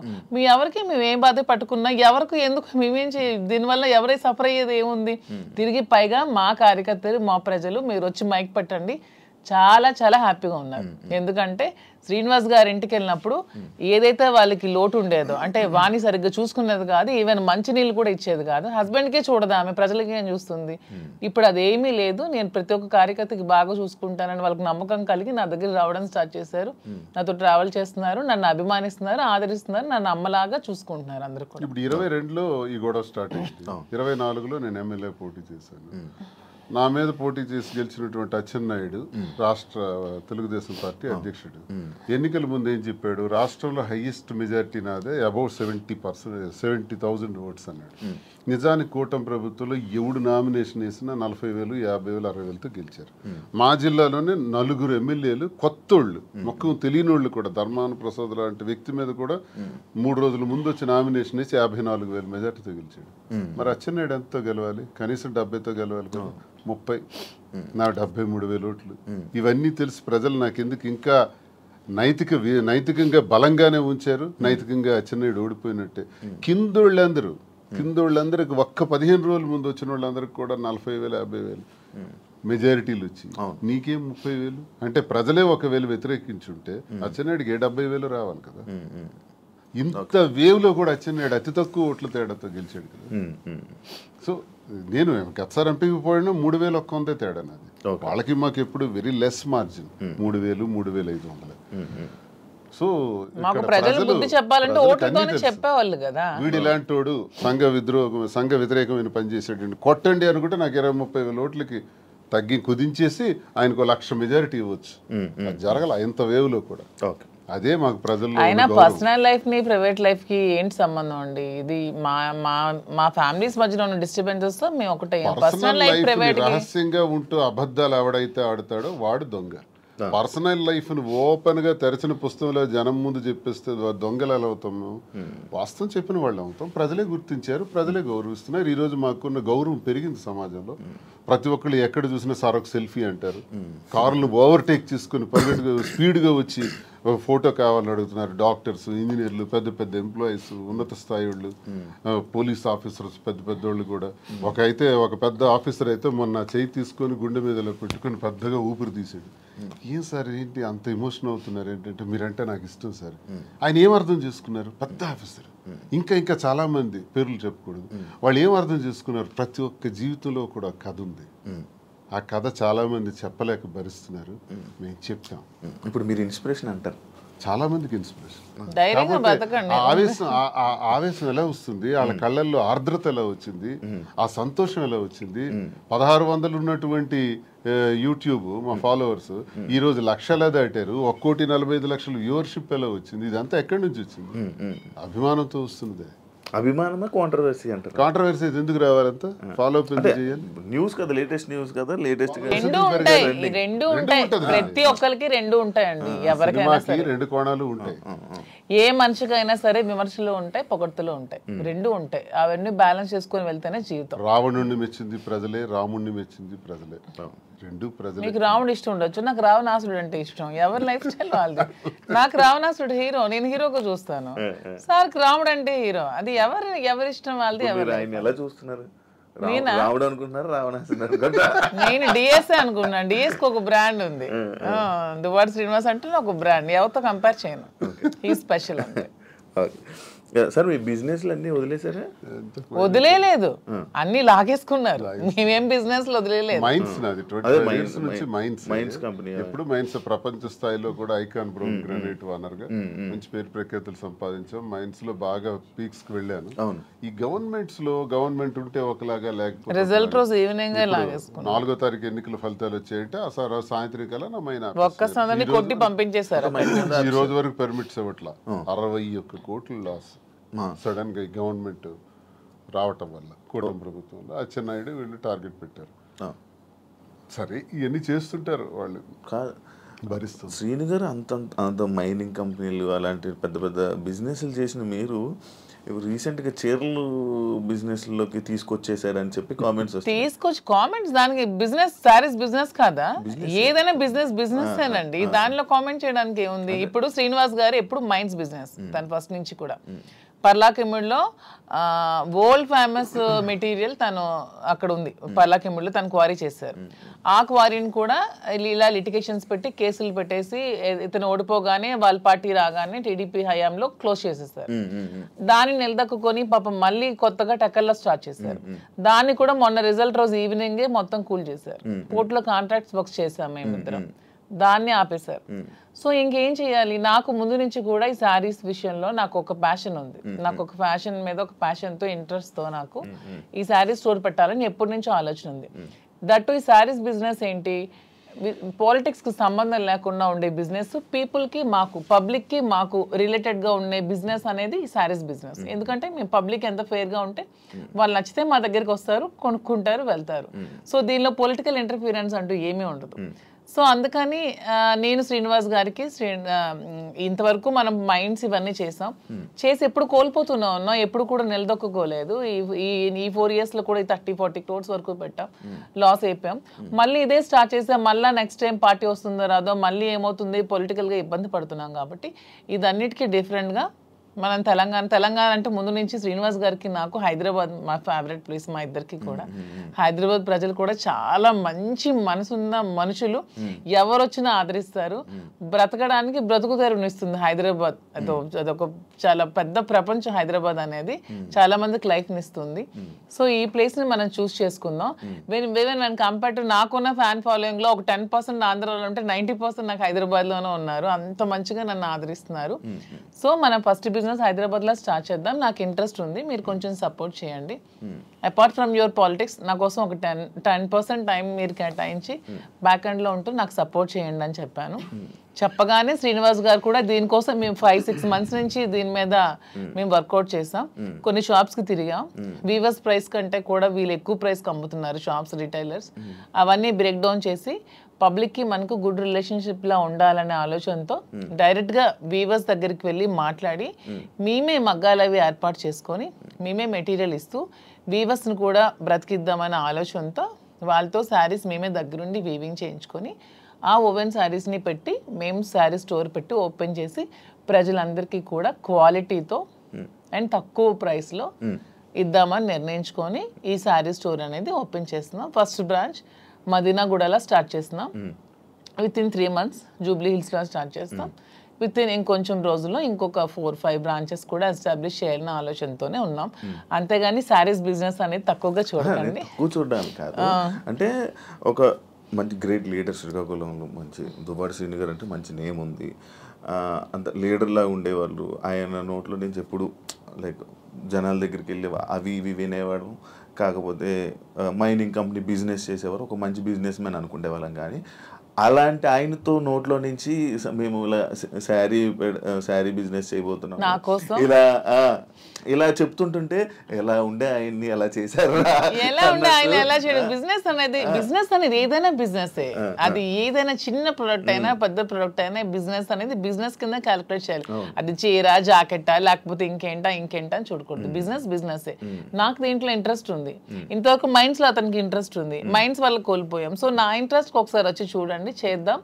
మీకు తనకి ప్రజలే ఇష్టం, తనకి ప్రజాజీవితం ఇష్టం, ఇది కూడా ప్రజలకు లింకప్ అయ్యేది. మా కింద ఒక 100 మంది పనిచేస్తారు. మా ప్రజా సంబంధాలు ఇంకొంచెం బాగుంటాయి, ఇంకొంచెం మనకి పీపుల్ తో బాండింగ్ పెరుగుతుంది. వాళ్ళు కూడా మనం తక్కువ ప్రైస్ కి ఇస్తే ఓకే, శ్రీనివాస్ గారు మౌజీ దగ్గరికి వస్తే మనకు తక్కువ ప్రైస్ కి శారీ వస్తుందని గుడ్ విల్ మనకు వస్తే చాలు, కోట్లు సంపాదించాల్సిన అవసరం లేదనే ఉద్దేశంతో శారీ స్టోర్ ఓపెన్ చేస్తాం. ఓకే, అంటే ఈ బిజినెస్కి దువ్వాడ గారు 3-4 కోట్లు ఎంతో ఇచ్చారు. ఆయన డబ్బులు ఇచ్చి ఈ బిజినెస్ కోసం శ్రీనివాస్ గారు ఎవరేమనుకున్నా నాకు అనవసరం. శ్రీనివాస్ గారు అన్ని ఆస్తులు వానికి రాసిచ్చేసి వచ్చేసారు. With empty hands he came out. అక్కడి నుంచి మా లైఫ్ని మళ్ళీ మేము ప్రారంభించుకున్నాం. దీనికోసం మా పేరెంట్స్ ఇచ్చిన ప్రాపర్టీస్ మాత్రమే నేను సేల్ చేసి బిజినెస్లో పెడుతున్నాను. అలానే నాది వేరు శ్రీనివాస్ గారు వేరని మాకు లేదు. మీరు అడిగిన క్వశ్చన్కి ఆన్సర్ చెప్పాం. మా ఇద్దరు తన దగ్గర ఎన్ని కోట్లున్నా నాకు ఇస్తారు. ప్రెసెంట్ లేవు, లాగేసుకున్నారు అందరూ. ఉంటే నాకు ఇస్తారు ఖచ్చితంగా. సో నా దగ్గర ఉన్న ప్రతిదీ అతనిదే. మా ఇద్దరి మధ్యలో నీది నాది అనే తేడా లేదు. అయినా మా ఇద్దరు ఇప్పుడు మొగుడు పల్లాలి. మా ఇద్దరు నాదైనా ఒకటి అతనిదైనా ఒకటి, ఎవరికి సంబంధం లేదు. ఎవరు డబ్బులు పెడితే మీకేంటి ప్రాబ్లం? మీ బిజినెస్ చేస్తున్నావా, మంచి ప్రొడక్ట్ అందిస్తున్నావా అనేది మీరు చూడండి. డబ్బు గురించి ఆయనకి దగ్గర అయ్యారని కూడా టాక్, అది ఫేక్ అదే చెప్తున్నాను కదా. మీరు కావాలంటే అన్ని మొత్తం డాక్యుమెంట్స్ అవన్నీ వెనక్కి తీసుకోండి, ఆస్తులన్నీ రాసిచ్చి తను చెప్తున్నాను 0 బ్యాంక్ బ్యాలెన్స్ తో వచ్చారు నా దగ్గరికి. అందుకే నేను అంటున్నాను, మా బంధం మీరు ఎన్ని కామెంట్ చేసుకున్నా మాది 100% ప్యూర్ లవ్. ఎందుకంటే నేను అతని నుంచి ఏది ఆశించలేదు, 1 రూపాయి ఆశించలేదు. అతను పదవిలో లేరు, నేను పదవిని ఆశించడానికి. అతను డబ్బులు లేవు, డబ్బు ఆశించడానికి. ఏమి ఆశించుకున్నా 100% అతని మనసు, అతని వ్యక్తిత్వం, అతని హానెస్టీ, అతని హంబుల్నెస్ ఇవే చూసి నేను ఇష్టపడ్డాను. దాంతోనే ఇప్పుడు కలిసి ఉన్నాం. అతని దగ్గర ఏ ఆస్తులు లేవు, అన్ని బాణీకి ఇచ్చేసి వచ్చేసారు. ఇటీవల కాలంలో ఒక 2 కోట్ల రూపాయలు విలువైన 2.5 కోట్ల విలువైనటువంటి ఒక అసెట్ విశాఖపట్నంలో అమ్మారు. అలాగే శ్రీకాకుళంలో కూడా కొన్ని ల్యాండ్స్ అమ్మారు. అమ్మి ఈ డబ్బులన్నీ కూడా అక్యుములేట్ చేసి ఈ బిజినెస్ లో మా ఫాదర్ నాకు ఇచ్చిన ప్రాపర్టీస్ అన్ని నేను ఇప్పుడు అమ్మేశాను. ఎప్పటి నుంచో మా ఫాదర్ నాకు ఇచ్చే 2009 నుంచి అవి నా పేరు మీద ఉన్నవి. ఇప్పుడు బిజినెస్ కోసం నేను అమ్మేసి మరి బిజినెస్ స్టార్ట్ చేశాను. అంటే మీరు స్టార్టింగ్ అంటే ఆయనకి పరిచయం అవ్వకముందు నుంచి, రాజకీయంలోకి రాకముందు నుంచి మీరు మేము ఫైనాన్షియల్ గా వెల్ సెటిల్డ్. మా ఫాదర్ వాళ్ళు వెల్ సెటిల్డ్, మా హస్బెండ్ వాళ్ళు కూడా వెల్ సెటిల్డ్. అన్ని వెల్ సెటిల్డ్ ఫ్యామిలీ ఫైనాన్షియల్ గా. మాకు ఫైనాన్షియల్ గా ప్రాబ్లమ్స్ కానీ ఏమి కూడా లేవు, ఎప్పుడు కూడా లేవు. వెల్ సెటిల్డ్ ఫ్యామిలీనే. ఇప్పుడు వీటి కోసం మేము ఆస్తులు అమ్మాల్సి వచ్చింది, లేకపోతే ఆస్తులు అమ్మాల్సిన అవసరం కూడా లేదు. ఎందుకంటే ఎలక్షన్ లో ఉన్న డబ్బులు కొంచెం ఉంటే అవి కూడా కోల్పోయాను. మా ఇద్దరు ఉండడానికి ఇల్లు కూడా కట్టుకున్నాం, దానికోసం కొంచెం డబ్బులు పెట్టవలసి వచ్చింది. సో ఇప్పుడు మళ్ళీ బిజినెస్ స్టార్ట్ చేయడానికి ఈ ప్రాపర్టీస్ అమ్మాల్సి వచ్చింది. లైక్ అంటే ఈ కామెంట్స్ రావడానికి గల రీజన్స్ ఏంటంటే, మీరు అది కొన్ని వీడియోస్ మీ డ్యాన్స్ చేసి సంబంధించిన వీడియోస్ కొన్ని సోషల్ మీడియాలో వైరల్ అవ్వడం జరుగుతుంది. అది మీరేనా? అది ఇప్పటికీ చెప్తున్నాను, అది నేను కాదు. అసలు ఆ మనిషి కూడా నా అలాగ లేదు. అది ఎందుకు ఎవరికి అనిపించింది, ఎవరికి పెట్టాలనిపించిందో కావాలనే కూటమి ప్రభుత్వం వాళ్ళే ఖచ్చితంగా దీన్ని ఈ పిల్ల సైనికులు ఉంటారు కదా బచ్చగాళ్ళు, ఆ బచ్చగాళ్ళు ఈ కొంతమంది కలిపి ఐటీడీపీ అని ఇదొన్న పేజ్లో పెట్టి అనవసరంగా ట్రోల్ చేశారు. అలానే డాన్స్ చేసే అమ్మాయిని నేనేం కామెంట్ చేయట్లేదు. నాకు రికార్డింగ్ డాన్స్లు నాకు స్టేజ్ల మీద డాన్స్ చేసుకోవాల్సిన అవసరం నాకైతే ఎప్పుడూ లేదు. ఎనీబడి కెన్ ప్రూవ్ చేసుకోండి. సార్ అప్పుడే చెప్పారు ప్రూవ్ చేసుకుంటే నేను 1 crore rupees వాళ్ళకి గిఫ్ట్ ఇస్తానని. మొన్న ఛానల్లో కూడా నాకు అవసరం లేదు. అలానే నేను ఒకటే చెప్తున్నాను, ఎవరి బ్రతుకుతారు కోసం వాళ్ళు చేసుకుంటారు. ఇదే డాన్స్ స్టేజ్ మీద పబ్లిక్ గా బట్టలు ఇప్పి చేస్తున్నారు, వాళ్ళేమో హీరోయిన్లు అంటున్నారు. స్టేజ్ మీద చేస్తే స్టేజ్ రికార్డింగ్ డాన్సర్లు అంటారు, నానా రకాల పేరు పడుతున్నారు. నేను ఎవరు అమ్మాయిని కామెంట్ చేయట్లేదు. నాకైతే మీరు వెళ్ళి మా ప్లేస్ లో ఎంక్వైరీ చేసుకోండి, నేను పుట్టిన ప్లేస్ లో మా అత్తగారి ప్లేస్ లో. ఈ విమర్శలు చేసేవాళ్ళు ఎవరైనా ఆ అమ్మాయి మాధురి అని ప్రూవ్ చేస్తే 1 crore ఇస్తాం. ఒకవేళ వాళ్ళు ప్రూవ్ చేయలేకపోతే వాళ్ళు సరెండర్ అవుతామంటే అమ్మాయి ఎవరో కూడా మేమే తెచ్చి పెడతాం. ఎందుకు అమ్మాయిని బయటికి లాగాలి, పెళ్లి చేసుకుని హ్యాపీగా ఉంది కాబట్టి. మాకు అమ్మాయి తెలుసు, అది ఏ రికార్డింగ్ డ్యాన్స్ ట్రూపో కూడా తెలుసు. కానీ అలాగ అమ్మాయినే మాధురి అని చూపించిన వాళ్ళకి నేను అంటున్నాను 1 crore మీకు బహుమానం కింద ఇస్తాను, దయచేసి అది ప్రూవ్ చేయండి అంటున్నాను. అంటే చీప్ ట్రిక్స్ ప్లే చేయడం, ట్రోల్ చేసి ఎందుకు అలా ట్రోల్ చేయాల్సిన అవసరం ఏముందో నాకు అర్థం కాదు. అలా చేస్తే ఏమొస్తుంది? అంటే ఇప్పుడు మాధురికి నాకు మేము ఒక మనసుతో ఉన్నాం కదా, మరి అలా చేస్తే ఏమొస్తుంది మీకు? ఎవడా చేసేవాడు? రికార్డింగ్ డాన్స్ చేసే అమ్మాయిని పెళ్లి చేసుకుని, రికార్డింగ్ డాన్స్ అమ్మాయిని ఓవర్సీని పెళ్లి చేసుకుని నీకేంటి నొప్పి? పెట్టినోడికి ఏంటి నొప్పి? అలాగైతే మీరు డాన్స్ చేసి మీరే నొప్పుకున్నట్టు. నేను కాదు కదా, నేను ఒప్పుకోవడానికి అమ్మాయి నేను కాదు. నేనైతే నిజంగా నేను ఒప్పుకుంటాను. I'm very bold and straight forward. నేను ఒప్పుకుంటాను. If it is me I will agree. నేనే అదా, నేను డాన్స్ చేసిన వీడియోస్ చాలా ఉన్నాయి, నేను పెట్టుకుంటున్నాను కదా. నేను చేసి నేనే పెట్టుకుంటాను. నేను అది కానప్పుడు నేను ఎలా ఒప్పుకుంటాను? అలానే అదే అంటున్నాను, ఒకవేళ డాన్స్ చేసిన అమ్మాయినే దువ్వాసం చేసుకుంటే మీకేంటి పెయిన్? అమ్మాయి మాత్రం అమ్మాయి కాదా, ఆడపిల్ల కాదా? ఎందుకు అంత ట్రోల్ చేయాల్సిన అవసరం ఏముంది? అంత నెగిటివిటీ స్ప్రెడ్ చేయాల్సిన అవసరం ఏముందని అడుగుతున్నాను నేను. ఒకవేళ ఆ అమ్మాయే మాధురి అని ప్రూవ్ చేయాలనుకుంటే 1 crore బహుమతి ఇస్తాం, తీసుకురండి అంటున్నాం. ఎవరైతే వచ్చారో వాళ్ళకి. అంటే ఇప్పుడంటే ఏ జనరేషన్ వచ్చేసింది, ఫేస్లు మార్పిడి ఇది. ఆ వీడియో చూస్తే అప్పుడు ఇప్పుడు 2003 వయసు ఎంత తెలుసు? ఏమండి నాకు ఇప్పుడు 34 years అండి. 2000 అన్న ఏజ్ ఎంత ఉంటది? ఓకే, ఆ వీడియో ఎప్పుడు చాలా ఓల్డ్. నేను 2000 అన్న ఏజ్ ఎంత ఉంటుంది చెప్పండి? 2005 లో నేను 10th. నాకు ఎంత ఏజ్ ఉంటుంది? నాకు 2010-11 అప్పుడు నేను ఎంత పిల్లని ఉంటాను? ఆ అమ్మాయి అంత డాన్స్ నాకు నేను ఎలా చేయగలను? కొంచెం నా పోనీ అట్లీస్ట్ నా చిన్నప్పుడు ఫోటోలు ఏవో చూపిస్తే మీకు తెలుస్తుంది. ఎప్పుడో మాదిరి చూపిస్తున్నారు కదా. అట్లీస్ట్ 2005 లో నేను 10th. పోనీ అప్పుడు నాతో చదువుకున్న వాళ్ళకి తెలుస్తుంది కదా. ఏదో మీలాంటి వాళ్ళు నమ్మాలి, ఎవరు తెలియని వాళ్ళు. తెలిసిన వాళ్ళకి ఏంటో తెలుసు. చెప్తున్నా అంటే మీరు చూస్తే ఎలా అనిపిస్తుంది? అలాగే నాకు ఎక్కడ అనిపించట్లేదు, మా వాళ్ళకి ఎవరికి అనిపించట్లేదు. మీకు ఎలా అనిపిస్తుందేమో మరి, మాకైతే తెలియదు. మా అందరికీ తెలుసు, ఎవరు మా జిల్లా అందరికీ తెలుసు అది నేను కాదని. ఇంక మిగతా వాళ్ళు నమ్మితే నమ్మొచ్చేమో కానీ ప్రతి ఒక్కరికి తెలుసు. ఇంక నమ్మినా నమ్మకపోయినా పర్వాలేదు, నేను అనుకున్నా కూడా ఐ డోంట్ కేర్ అంటున్నాను. పోనీ అమ్మాయి కూడా డాన్స్ బాగా చేస్తుంది అనుకుంటే అనుకోండి, దానిలో ఐ డోంట్ కేర్. శ్రీకాకుళం నుంచి వచ్చిన ఒక క్వశ్చన్, ఒక పాయింట్ ఏంటంటే, మాధురి గారు శ్రీని గారికి మందు పెట్టి ఆయన దాన్ని ఏదో అంటారు, ఆయన వలలో వేసుకుని వసీకరణ వలలో వేసుకుని వలలో బుట్లో పెట్టుకున్నది ఆ టైపు. సరే, మందు పెట్టి ఇలా చేయడం వల్ల, లేకపోతే ఈ ఏజ్ లోనే ఆయనకి అవసరం ఏంటి? సరే ఓకే, ఎవడైతే క్వశ్చన్ అడిగాడో వాడికి ఒకటి అడుగుతున్నాను. రే మందు పెట్టి శ్రీనివాస్ దగ్గర నేనేం తీసుకోవాలో చెప్పండి అని అడుగుతున్నాను. డబ్బుందా? లేదు. పోనీ అట్లీస్ట్ ఏజా? లేదు. ఇప్పుడు డబ్బు లేదు కానీ స్టార్టింగ్ లో ఆయన దగ్గర డబ్బు ఉండేది. ఇప్పుడు నేను వచ్చినప్పుడు ఏం లేదు. 2022లోనే ఇచ్చేసారా మీరు?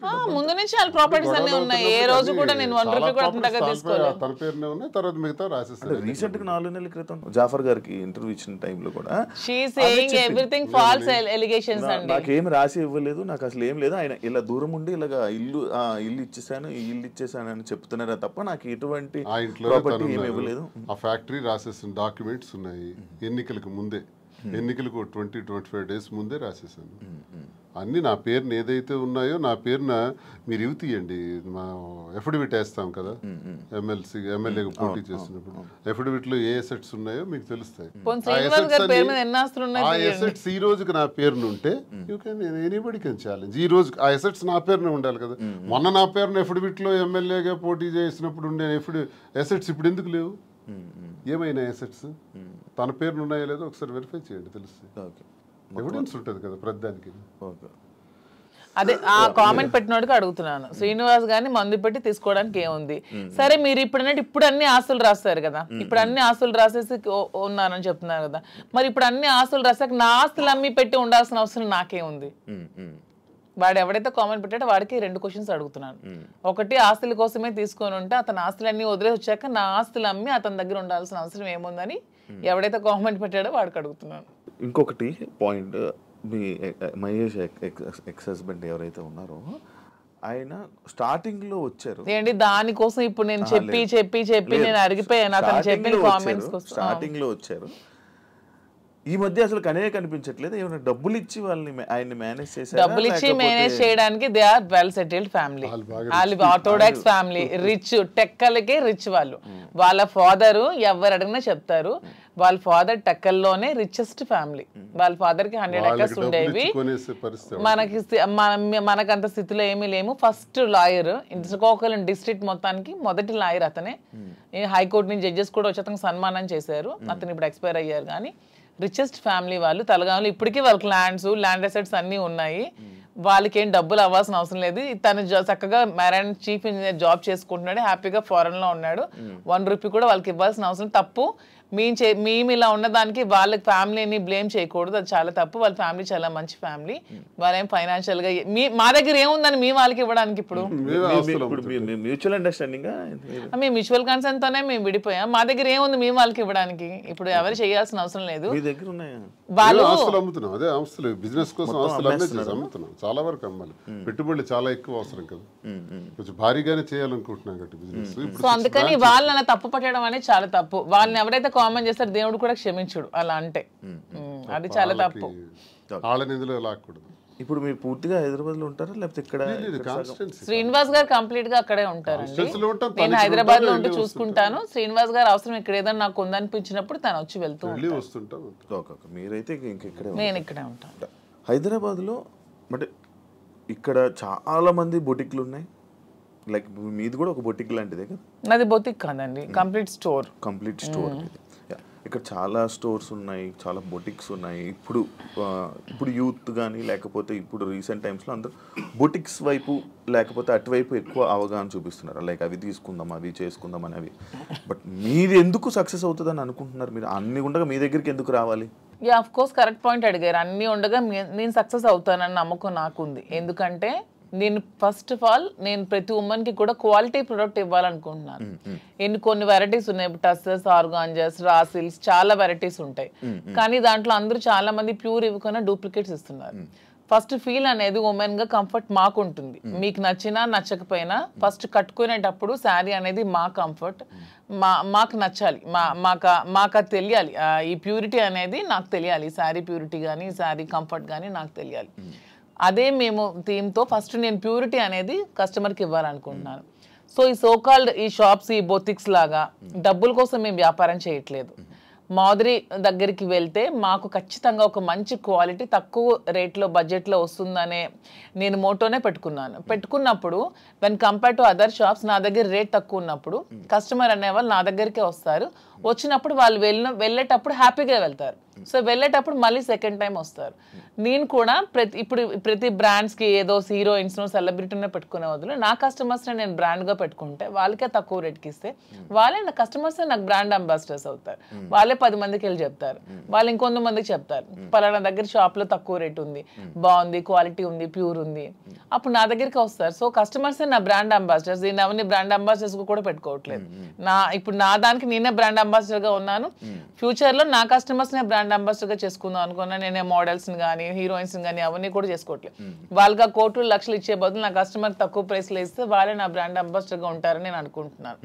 సో ప్యూరిటీ, క్వాలిటీ, రేట్ రీజనబుల్గా ఉన్నప్పుడు నా దగ్గర కాకుండా కస్టమర్ ఎక్కడికో ఎందుకు వెళ్తాడు?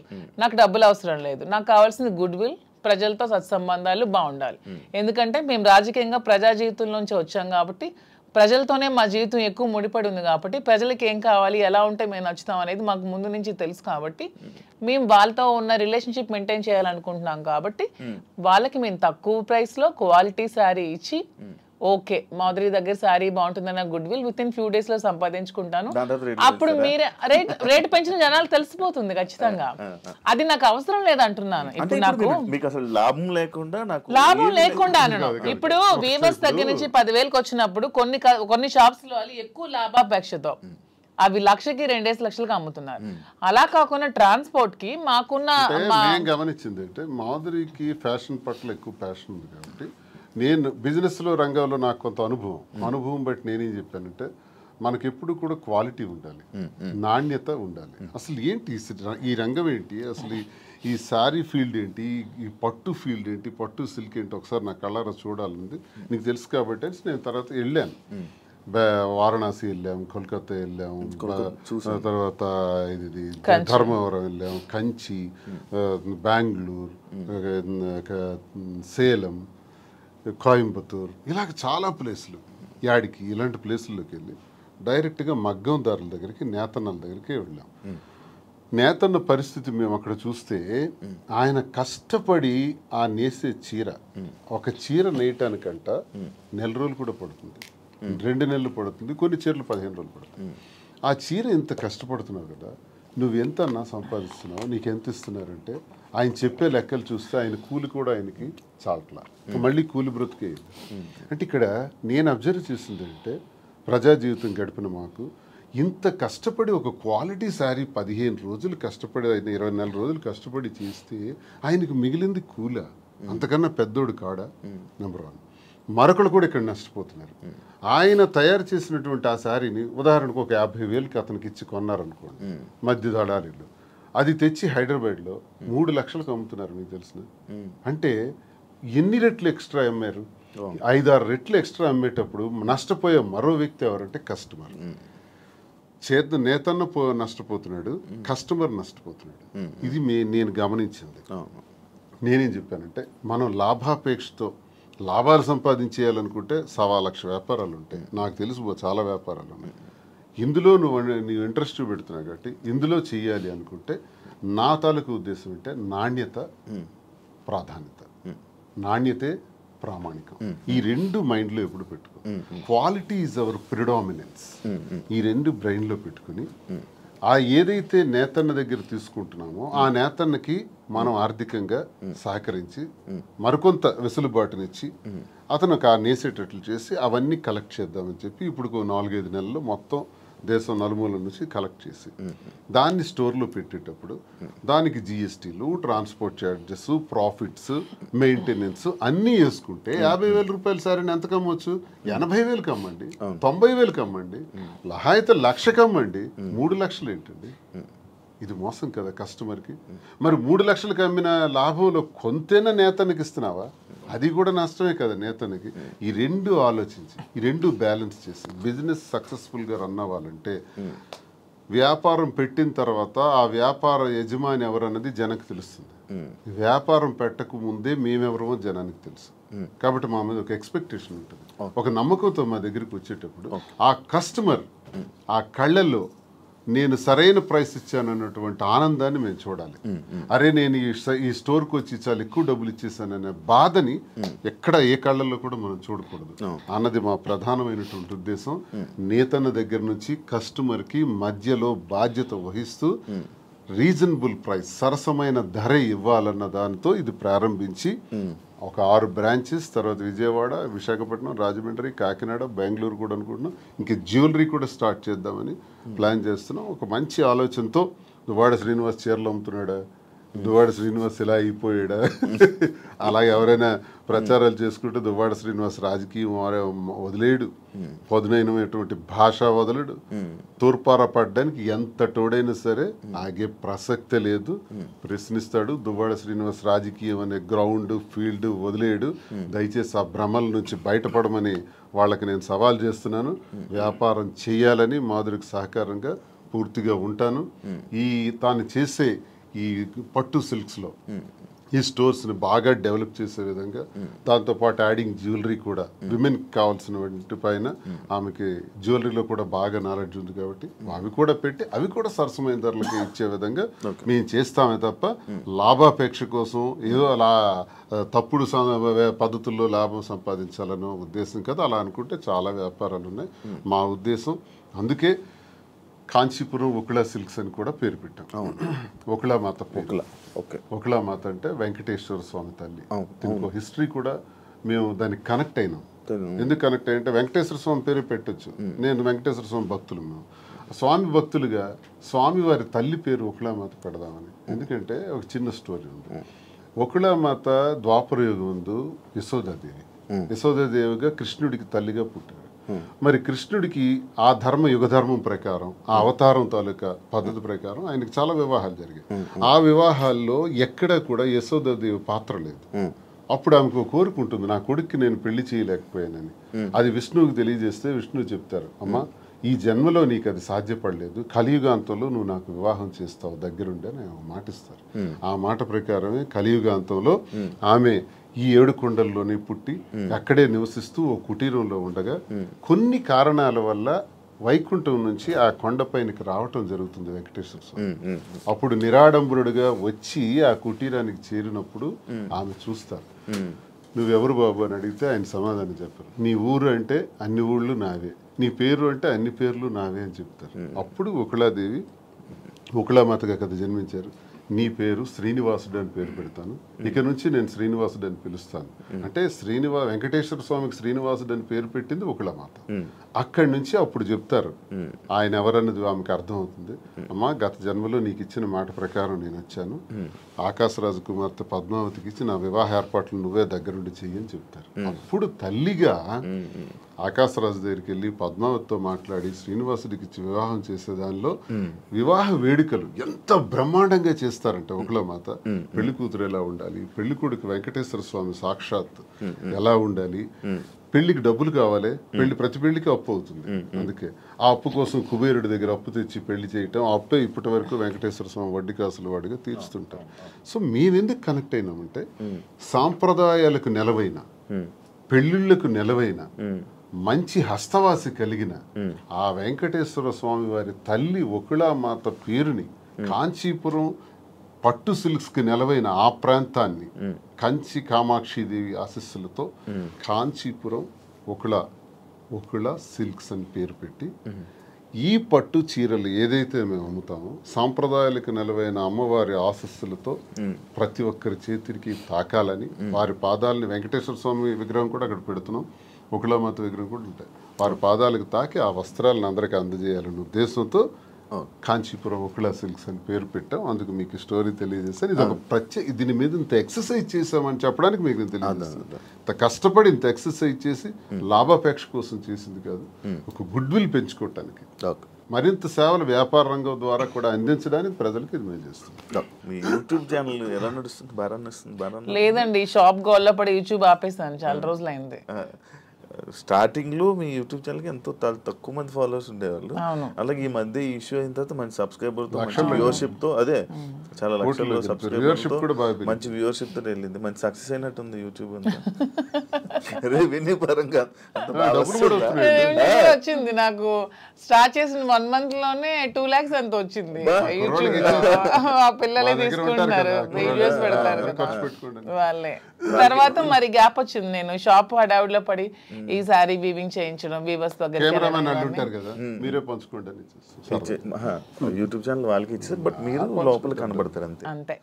నాకు లోపల రెవెన్యూ కోసం కాదు, నాకు పబ్లిక్ తో ఇంటరాక్షన్ కావాలి, పీపుల్ నాకు దగ్గర అవ్వాలి. ఫేమింగ్ అంటే ఫేమ్, జనాల్లో ఫేమ్ అంటే ఒక అందరూ నన్ను గుర్తుపట్టాలి, ఈ ఫేమ్ పిచ్చి ఉందా? ఎందుకు ఉండదు? మీకు లేదా? మీకు లేదా? నాకు తెలియకుండా అడుగుతున్నా. ఎవరికైనా ఉంటుంది, మనిషి లక్షణమే అది, ఎవరికైనా ఉంటుంది. ఎందుకు ఉండదు? మనం గొప్పగా ఉండాలి, ఫేమ్ రావాలి, అందరూ మనం గుర్తుపట్టాలి. సినిమాలో నటించాలని కోరికలు ఉన్నాయి? సినిమాలో నటించాలని కోరిక కూడా ఉంది నాకు. ట్రై చేస్తున్నా. లేదు, ఇంతవరకు ఎప్పుడు ట్రై చేయలేదు, చూద్దాం ఎప్పుడైనా. సినిమా మీ ఇద్దరేనా? అలానే కాదు, నాకు మంచి అంటే విలన్ క్యారెక్టర్లు చేయాలని ఉంది, మంచి విలన్ రోల్స్. అలా సీరియల్స్ చూస్తారా? లేదు, సీరియల్స్ అలవాట్లేదు ఎంతవరకు. నేను ఎప్పుడు ఒక సీరియల్ కూడా చూడలేదు. మీరు పంపిస్తారా సినిమా యాక్టింగ్ ఇండస్ట్రీ? నాకు ఇంట్రెస్ట్, సినిమా తీసాం కదా ఇద్దరు, వాలంటీర్ అని ఒక సినిమా తీసి రిలీజ్ చేసాం. Okay okay. నాకు ఇంట్రెస్ట్ ఫీల్డ్, ఎందుకంటే చేయడానికి తప్పే ఉంది. అవన్నీ హాబీస్, అవి ఇంట్రెస్ట్, తప్పేం లేదు. సార్ ఇది ఈ బొట్టు ఎందుకు సార్ ఇలా పెడతారు? ఇంత ఇది అమ్మవారి బొట్టు. ఓకే, అంటే మిమ్మల్ని ఎప్పుడు ఫ్రేమ్లో చూసినా బొట్టు అలా ఉంటూనే ఉంటుంది. అసలు నాకు తెలిసి హిందూ సాంప్రదాయ ప్రకారం ప్రతి ఒక్కరు కూడా బొట్టు పెట్టుకోవాలి. అది అబ్బాయిలైనా అమ్మాయిలు కానీ. మీ మధ్యన ట్రెండ్ ఫాలో అవుతూ మీరు పెట్టుకోరు. శ్రీనివాస్ గారు సాంప్రదాయం పాటిస్తూ పెట్టుకుంటారు. యాక్చువల్ గా మధుర మీనాక్షి అమ్మగారు బొట్టు ఎప్పుడు తెచ్చుకొని ఎప్పుడు నదిలు ఉంటాయి. సూట్ కేసులో కానీ కారులో కానీ ఎక్కడైనా బాక్సులు ఉంటాయి. ఎక్కడైనా సరే అది పెట్టే బయటకు వస్తాయి. ఇంక ఇంట్లో ఉన్నామన్నా జస్ట్ ఉంటుంది లైట్గా. ఈ బిజినెస్ పెడుతున్నారు, అంత బాగుంది. మళ్ళీ పొలిటికల్ ఎంట్రీ ఏమైనా ఉందా? పొలిటికల్ గా వెళ్తారు? మళ్ళీ పొలిటికల్ ఎంట్రీ ఏంటి? మేము పాలిటిక్స్ లోనే ఉన్నాం, మళ్ళీ ఎంట్రీ ఏంటి? అదే this is just short break అంతే. ఇప్పుడు నెక్స్ట్ మళ్ళీ శ్రీనివాస్ గారి fire, Madhuri fire, double fire తో వెళ్తాం పాలిటిక్స్ లోకి. జస్ట్ చిన్న బ్రేక్ తీసుకున్నాం అంతే. ఈ బ్రేక్ లో ఏమైనా దూరం అయిపోతారేమో? దేనికి దూరం అయిపోతాం? ఎవరికైనా మేము ప్రజలకు దగ్గరగా ఉన్నాం. ఎవరు మమ్మల్ని ప్రజల నుంచి దూరం చేయలేరు కదా. శ్రీనివాస్ గారు మాస్ బేస్డ్ లీడర్, తను మ్యాన్ ఆఫ్ మాసెస్ అన్నట్టు. తన క్యాడర్ తో గానీ ఎవరితో గానీ సంబంధాలు ఉండవు. తనకి డైరెక్ట్ పీపుల్ తో సంబంధం. ఎప్పుడైనా డైలాగులు చెప్పారా? మాస్ డైలాగులు మీకు ఎప్పుడైనా? గోల్డ్ అని ఒకసారి ఒక డైలాగ్ చెప్పండి. బాలయ్య బోల్డ్ అని డైలాగులు, బోల్డ్ అని స్పీచ్లు, బోల్డ్ అని క్లాసెస్ అవన్నీ ఎప్పుడు అవుతూనే ఉంటాయి శ్రీనివాస్ గారి నుంచి. He is completely mass based leader. Duvvada Srinivas అంటే మరి మీకు తెలుసో లేదో కానీ అదే శ్రీకాకుళం మీకు కూడా తెలియాలి. అప్పటి నుంచే బాంబుల్ శ్రీని అనేవాళ్ళు దువ్వాడ శ్రీనివాస్ కి. ఒక రౌడీ, ఒక మాస్ లీడర్, పీపుల్ దగ్గరగా ఉంటాడు, ప్రజల కోసం ఎన్నో పోరాటాలు చేశాడు. ఈవెన్ షూటెడ్ సైట్ ఆర్డర్స్ వచ్చాయి అతని మీద, కాల్పులు కూడా ఎదురెళ్లారు. అలా పోరాట యోధుడు అతను. అతన్ని ఎవరు బీట్అవుట్ చేసి రాజకీయాల నుంచి తప్పించే ఇది కూడా ఎవరికి ఉండదు. అవన్నీ జస్ట్ ఇది చిన్న బ్రేక్ తీసుకున్నాను. మాక్సిమం శ్రీనివాస్ గారిలో నాకు ఈ వ్యక్తిత్వం ఇష్టం అని చెప్తాను. హీఈస్ వెరీ హానెస్ట్ అండి.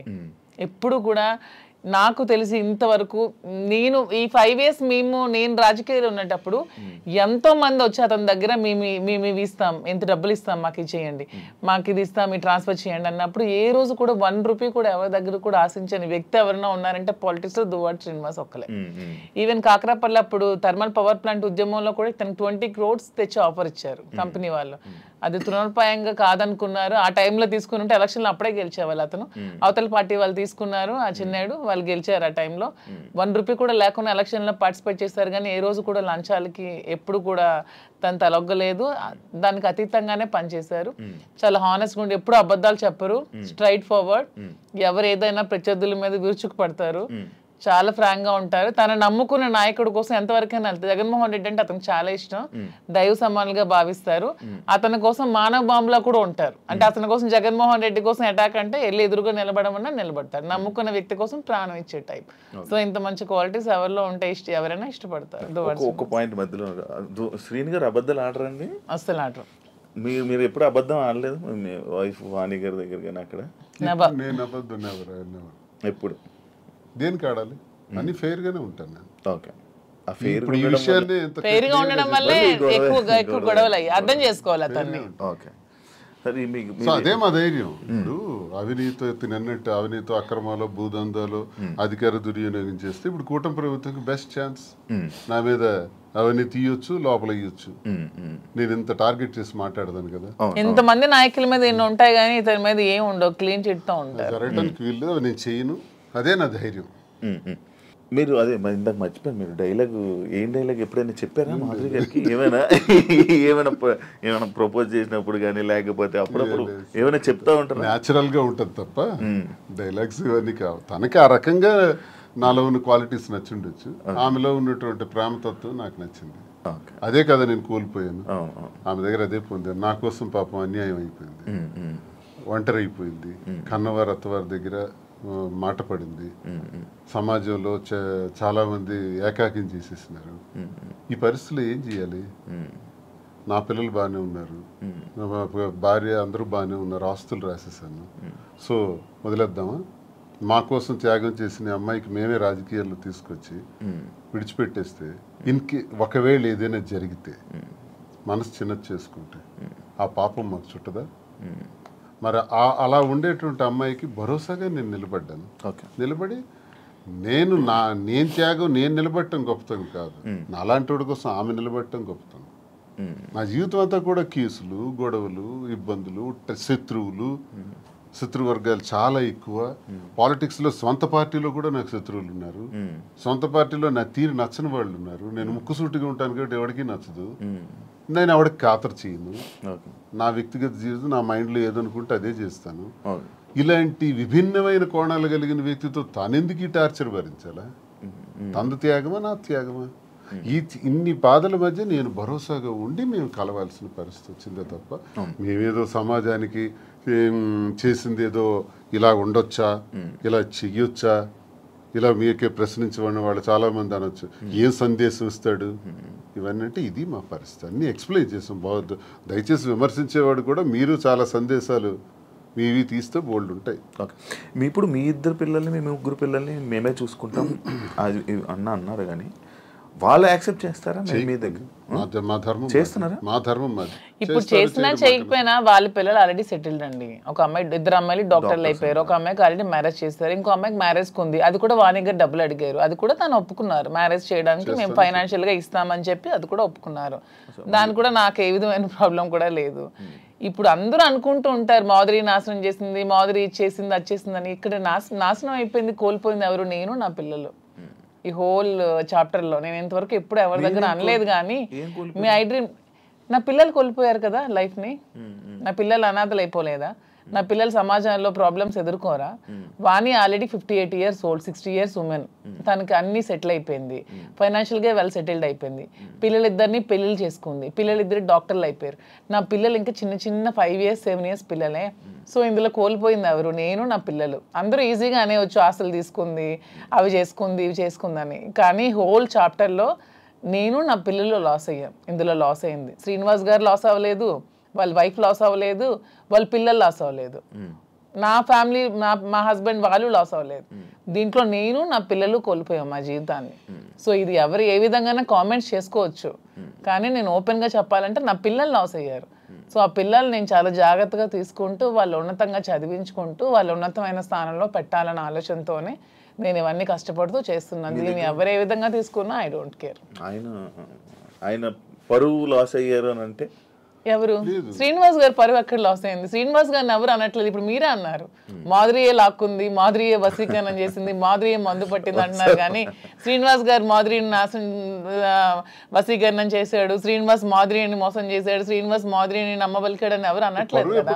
అంటే దేశద్రోహం చేసిన, అవినీతి చేసిన, ఇంకోటికి తాలూకు ఆస్తులు దోచేసిన ఇలాంటివి పరుగుపోయాం. అసలు ఇది మా పర్సనల్ ఇష్యూ అండి. పర్సనల్ ఇష్యూకి దీనికి సంబంధం ఏంటి? పర్సనల్ ఇష్యూ మా మానసిక సంఘర్షణ వల్ల మేము తీసుకున్న నిర్ణయాలు. నన్ను క్యారెక్టర్ అసాసినేషన్ చేశారు, నన్ను పొలిటికల్ గా నన్ను ట్రోల్స్ చేస్తున్నారు, నన్ను కామెంట్స్ చేస్తున్నారు, నన్ను కాంట్రవర్సీలో పెడుతున్నారు, ఎన్ని నెగిటివ్ కామెంట్స్ చేస్తున్నారు, నాది కాని వీడియోస్ నేనని పెడుతున్నారు, నాది కాని వాయిస్లు నావని పెడుతున్నారు. ఏ యాక్సిడెంట్ లో ఎన్ని ఎన్ని ఒకటా రెండా ఈ 6-7 నెలలుగా నా మీద ఎన్ని చేయాలన్నది ఎవ్వరికి ప్రపంచంలో ఏ పని లేదన్నట్టు ఒక్క మాధురియే ఉందన్నట్టు నన్నే అటాక్ చేస్తూ, నన్నే ట్రోల్ చేస్తూ, నన్నే సెంటర్ చేస్తూ, నన్నే టార్గెట్ చేస్తూ ఎంత చేయాలో అంత చేస్తున్నారు.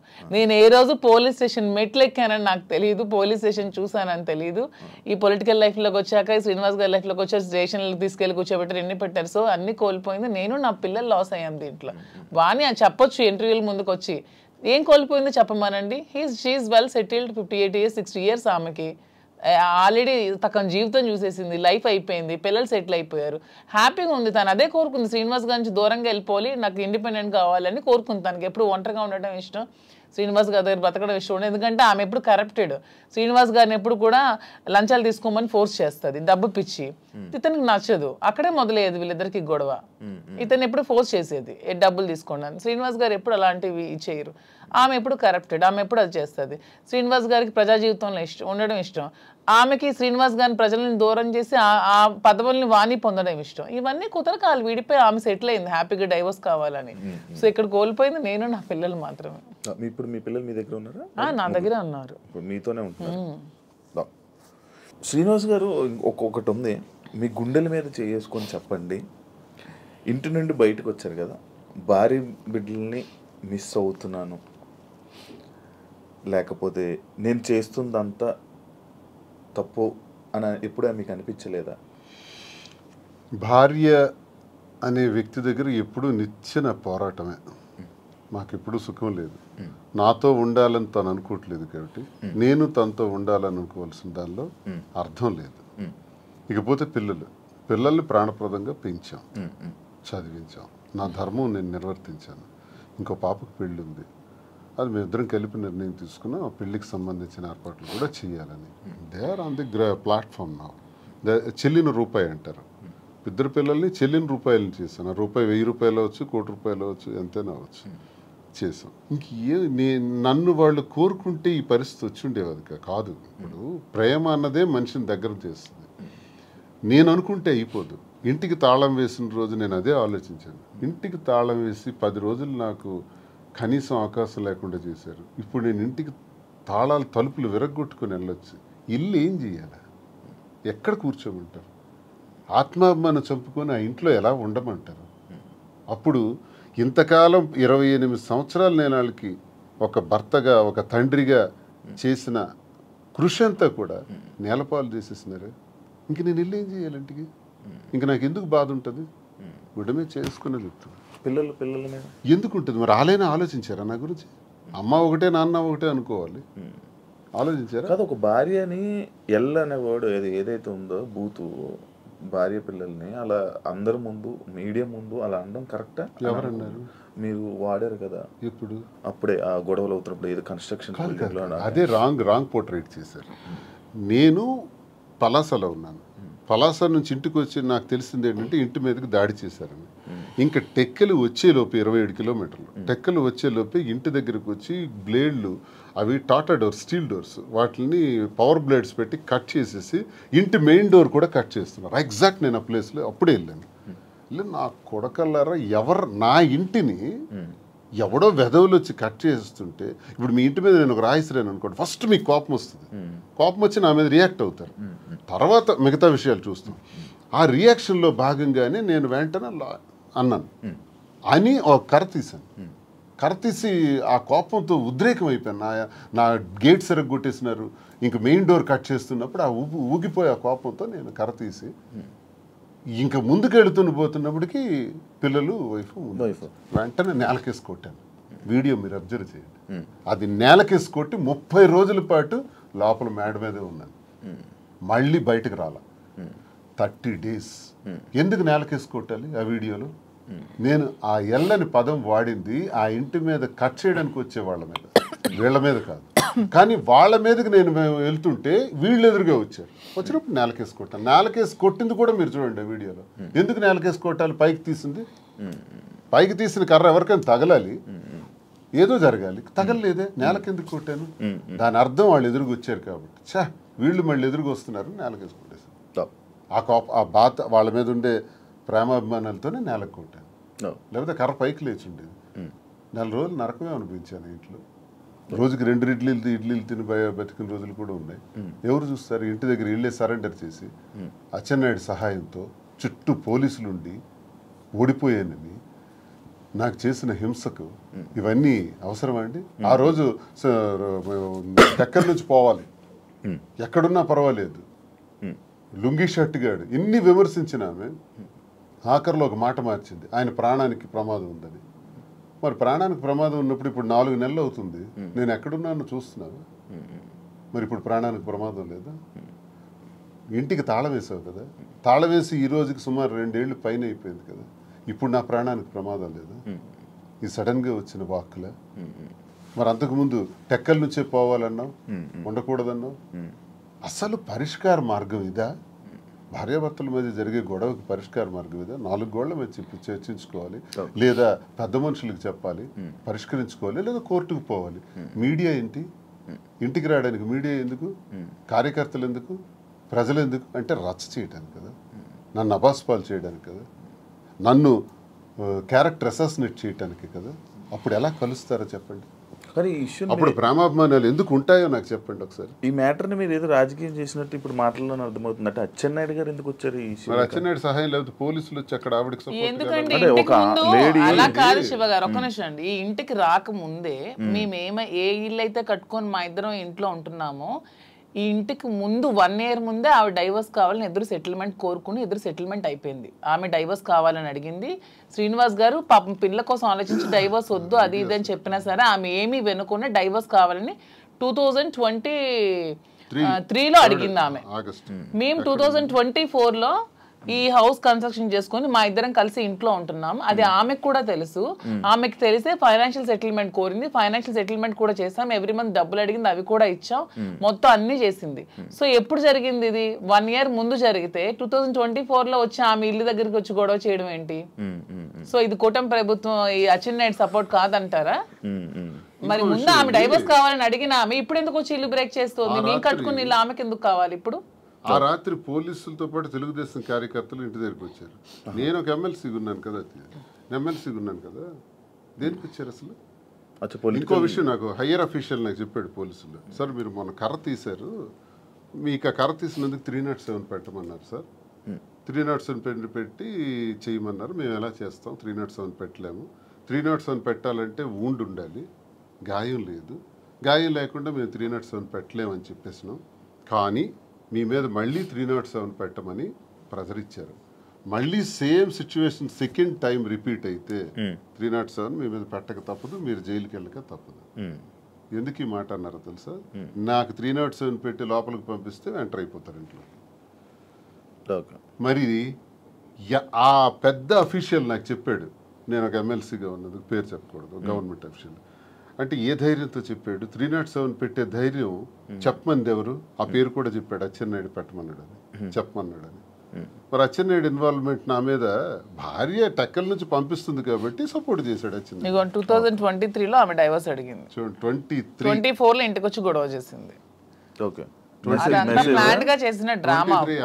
29th August 23 29th. మీరు ఇప్పుడు 24th గురించి మాట్లాడుతున్నారు. 24 ఆగస్ట్ గురించి మీరు మాట్లాడుతున్నారు. ఇదే ఆగస్ట్ 29th నాకు ఇంటి నుంచి వచ్చినటువంటి message, never and ever dare to speak with, never and ever dare to mention me as your wife in any interview, because we both don't want to have relation anymore. You only mention my name and I am also not to mentioning you as my husband. I want divorce. And first tane అది 2023. ఈ గొడవ 2024. 2022లోనే గొడవలు జరిగాయి. 2022 నుంచి మా ఇద్దరం కలిసే ఉన్నాం. She know everything. తను మీరు ఇద్దరు కలిసి ఉండండి, నాకు అనవసరం, నాకు టికెటే కావాలని చెప్పి కోరుకుందామె. అలాగని టికెట్ కూడా ఇచ్చేసారు శ్రీనివాస్ గారు. అయినా సరే ఆమె నిలబెట్టుకోలేకపోతే పార్టీ మళ్ళీ శ్రీనివాస్ గారు టికెట్ ఇచ్చింది. సో మా రాష్ట్ర ప్రజల దౌర్భాగ్యం, వాళ్ళ కర్మ చేసుకొని జగన్ చెప్పండి అని అంటే అనుకుంది కాబట్టి ఇవన్నీ జరిగాయి అంటున్నాను. లేకపోతే మా మధ్య ఇవన్నీ ఉండేవి కావు. చెప్తున్నా, ఆమె చేసిన దానికి ఇవన్నీ జరిగాయి. కానీ ఆమె ఏదో ఏడుస్తూ ఉంటే నమ్మేస్తున్నారు జనాలు. వాణి ఏదో నష్టపోయింది అనుకుంటే వాణి షీఈస్ వెరీ వెరీ హ్యాపీ. నన్ను బయటకు పుష్ చేయడం వల్ల షీఈస్ ఫీలింగ్ వెరీ హ్యాపీ. అది చాలా మందికి తెలియదు.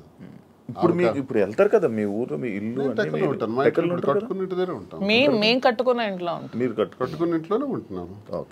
హ్యాపీగా ఉన్నారు. వాళ్ళకి నష్టం సార్? వాళ్ళకి ఏముంది? వాళ్ళకి నష్టమే ఉంది. దేనికి లోటు ఉంది? వాళ్ళకి నష్టం ఉంటుంది. అన్ని సెటిల్డ్ కదా.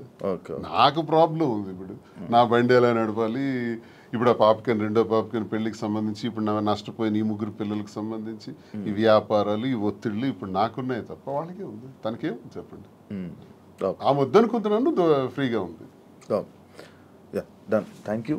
నేను ఇప్పుడు మీ రాజకీయం మీరు వదిలేసేయండి, మీ బిజినెస్ మ్యాన్ అని కానీ మీరు కూడా రాజకీయం వదిలేసి ఇప్పుడు మీరు 2022లో మీరిద్దరు ప్రేమికులుగా ఎలాగ ఉన్నారు అలానే ఇప్పుడు నా ముందు ఉండండి కాసేపు. ఇప్పుడు ఈ దేని గురించి మనం మాట్లాడట్లేదు. Actually interview February 14th lovers day. మీరు ఇప్పుడు ప్రేమికులే కదా? February 14th ప్రేమికులం కాదు, మేము ప్రతిరోజు ప్రేమికులం. అందుకే ఇప్పుడు కూడా ఈ February 14th వస్తుంది కాబట్టి ఇది February 14th స్పెషల్ కాబట్టి మీకు కొన్ని ఉన్నాయి. అంటే మీకు rose day, teddy day, chocolate day ఇలాంటివి తెలుసా? ఐడియా ఉంది కదా? వ్యాలంటైన్స్ డే గురించి కూడా ఉంది కదా. ఏం సార్ అసలు చాలా మందికి దీని మీద అపోహలు కూడా ఉన్నాయి. 270 క్రీస్తుపూర్వం, బిఫోర్ క్రీస్తు అంటే ఇంచుమించు ఆల్మోస్ట్ 2600-2700 సంవత్సరాల క్రితం రోమ్లో ఒక వ్యాలంటైన్ అని ఒక ప్రవక్త ఉంటాడు. ఓకే. ఆయన ఏం చేశాడంటే కొత్తగా ప్రేమ పాఠాలు, ప్రేమ వివాహాల గురించి చెప్పడం ప్రారంభించాడు. ఆ రోమ్ నగరానికి దేశానికి రాజు అయినటువంటి క్లాడియస్ ఏంటంటే ఇలాంటి ప్రేమ పాఠాలు చెప్తున్నాడు, వీడికి చంపాలి అని కొంచెం కోపం పెంచుకుంటాడు. ఇదే టైంలో క్లాడియస్ కూతురు ఇతను లవ్ చేస్తుంది, ఆయన ప్రేమ పాఠాలు విని, ఎవరిని వ్యాలంటైన్స్. అప్పుడు రాజు ఏమిటంటే ఆయన్ని చంపేస్తాడు, అంటే హ్యాంగ్ చేస్తాడు. అదే February 14th. అక్కడికి 20 సంవత్సరాల తర్వాత గెలాషియస్ అనే మరో ప్రవక్త ఇది చాలా గొప్ప రోజు, ఇది మనకి ప్రేమతత్వాన్ని నేర్పించారు వ్యాలంటైన్. ప్రేమ అంటే తల్లి తండ్రులు పిల్లలకి మధ్యన ఉండేది, అక్క చెల్లెల మధ్యన ఉండేది, అన్నదమ్ముల మధ్యన ఉండేది ప్రేమ. ఆ ప్రేమకు అర్థం ఉంది, ఆ ప్రేమకి రిలేషన్ ఉంది. కానీ స్నేహితుల మధ్య ఉండే ప్రేమ, ఒక ఆడామగ మధ్య ఉండే ప్రేమ, దానికే రిలేషన్ ఉంది. ఆ తత్వం గురించి తెలియజేశాడు ఆ ప్రవక్త వ్యాలంటైన్. కానీ ఆయనకు గురేశారు. అలాంటి వ్యాలంటైన్కి ఉరేయటం వల్ల అతను గొప్పవాడు, గొప్ప ప్రవక్త, ప్రేమతత్వం నేర్పిన ప్రవక్త. కాబట్టి ఆయన రోజుని నేను ప్రేమికుల రోజుగా నిర్ణయిస్తానని గెలాషియస్ అనేటటువంటి మరో కింగ్ దాన్ని డిసైడ్ చేస్తాడు. సో ఇప్పుడు వరకు కొన్ని దేశాలు దీన్ని అంగీకరిస్తారు, కొన్ని ప్రాంతాలు వ్యతిరేకిస్తారు, అపోహలు పెట్టుకుంటారు. జరిగిన కథ ఇది. సో దీనివల్ల మనం నేర్చుకోవాల్సింది ఏంటంటే ఈ ప్రేమతత్వాన్ని ప్రతి వ్యక్తిలో కూడా ఉండాలి. స్నేహితుల మధ్య ఉండాలి, కుటుంబాల మధ్య ఉండాలి, భార్యాభర్తల మధ్య ఉండాలి.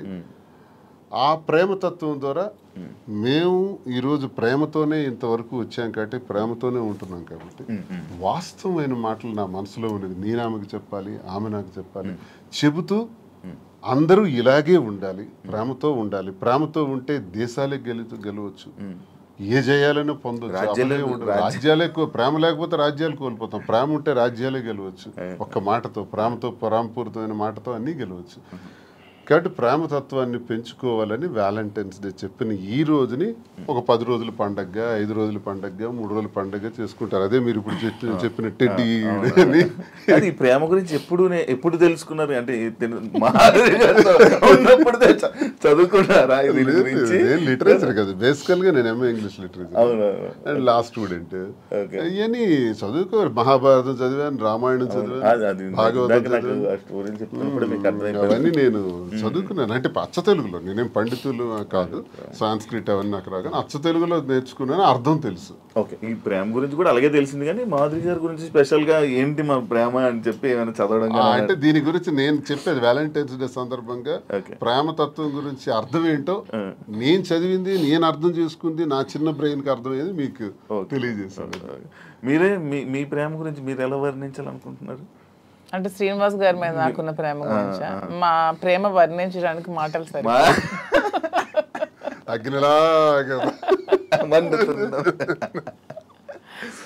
ఇప్పుడు నేను ఈ రోజు వరకు ఎప్పుడు నా జీవితంలో వ్యాలంటైన్స్ డేకి ఈ డేస్ ఏవైతే ఉంటాయో అది నాకు ఎక్స్పీరియన్స్ లేదు.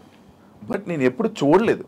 అంటే ఎలా ఇచ్చుకుంటారు, ఎలా మాట్లాడుకుంటారు, నేను ఉండేది అవన్నీ అయిపోయేసారు. కానీ ఇప్పుడైతే ఏం లేదు, ఖాళీ.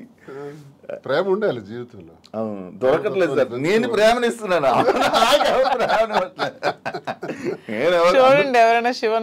మీరు ఎప్పుడైతే ప్రేమిస్తారో గ్యారంటీగా ప్రేమించే వ్యక్తులు దొరుకుతారు. ఈ రోజు మీకు చెప్తాను, నేను అందరికీ ప్రేమనిస్తున్నాను సార్. అంత ప్రతి ఒక్కరిని ప్రేమిస్తున్నాను. కానీ నన్ను ఎవరు ప్రేమించారు? ప్రేమిస్తారు. అది వెయిటింగ్ సార్. నాకు కూడా ఏదో ఒక రోజు అలాగా చీకట్లో నుంచి గెంతుకుంటూ అలా ఎప్పుడైనా వస్తారేమో వెయిటింగ్. రోజ్ డే కాబట్టి ఒకరికొకరు రోజు ఇచ్చుకోండి. ఫస్ట్ రోజు ఇచ్చేసుకోండి. మీ దగ్గర ఉన్నాయి.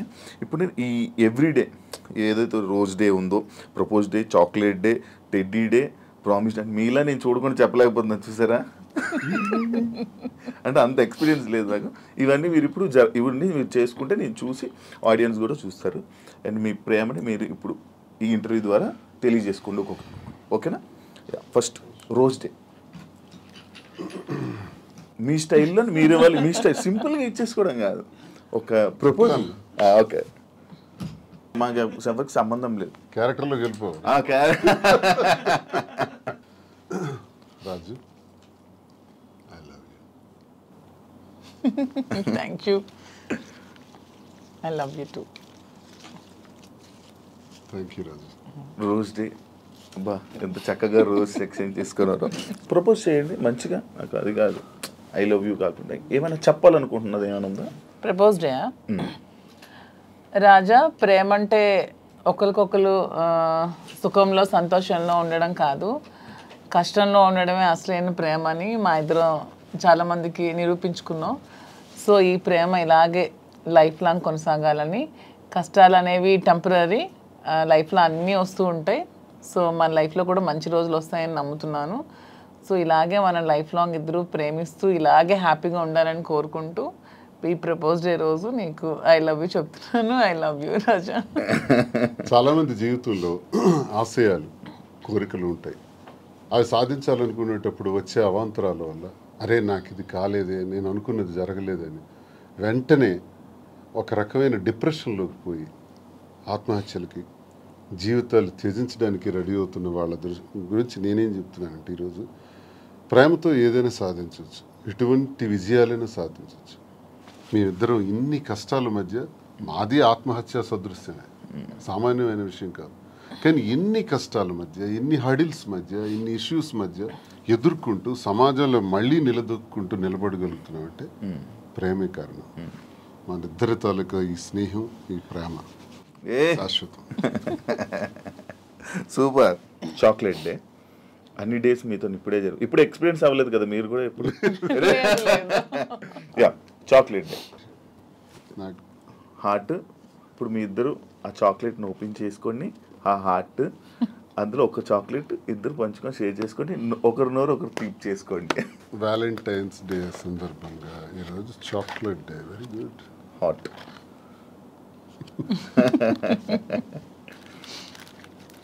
చాక్లెట్, నీకు ఇష్టమైన చాక్లెట్? నాకు యాక్చువల్గా చాక్లెట్స్ అంటే చాలా ఇష్టం. అవునా? అందుకే సార్ తెచ్చి ఇచ్చారు. ఏదైనా వేడుక స్వీట్తోనే స్టార్ట్ చేస్తారంట. సో ఈ స్వీట్ లాగే మన ఇద్దరి మధ్యలో ఇంకా స్వీట్గా ఉంటారని లవ్ స్వీట్ చాక్లెట్.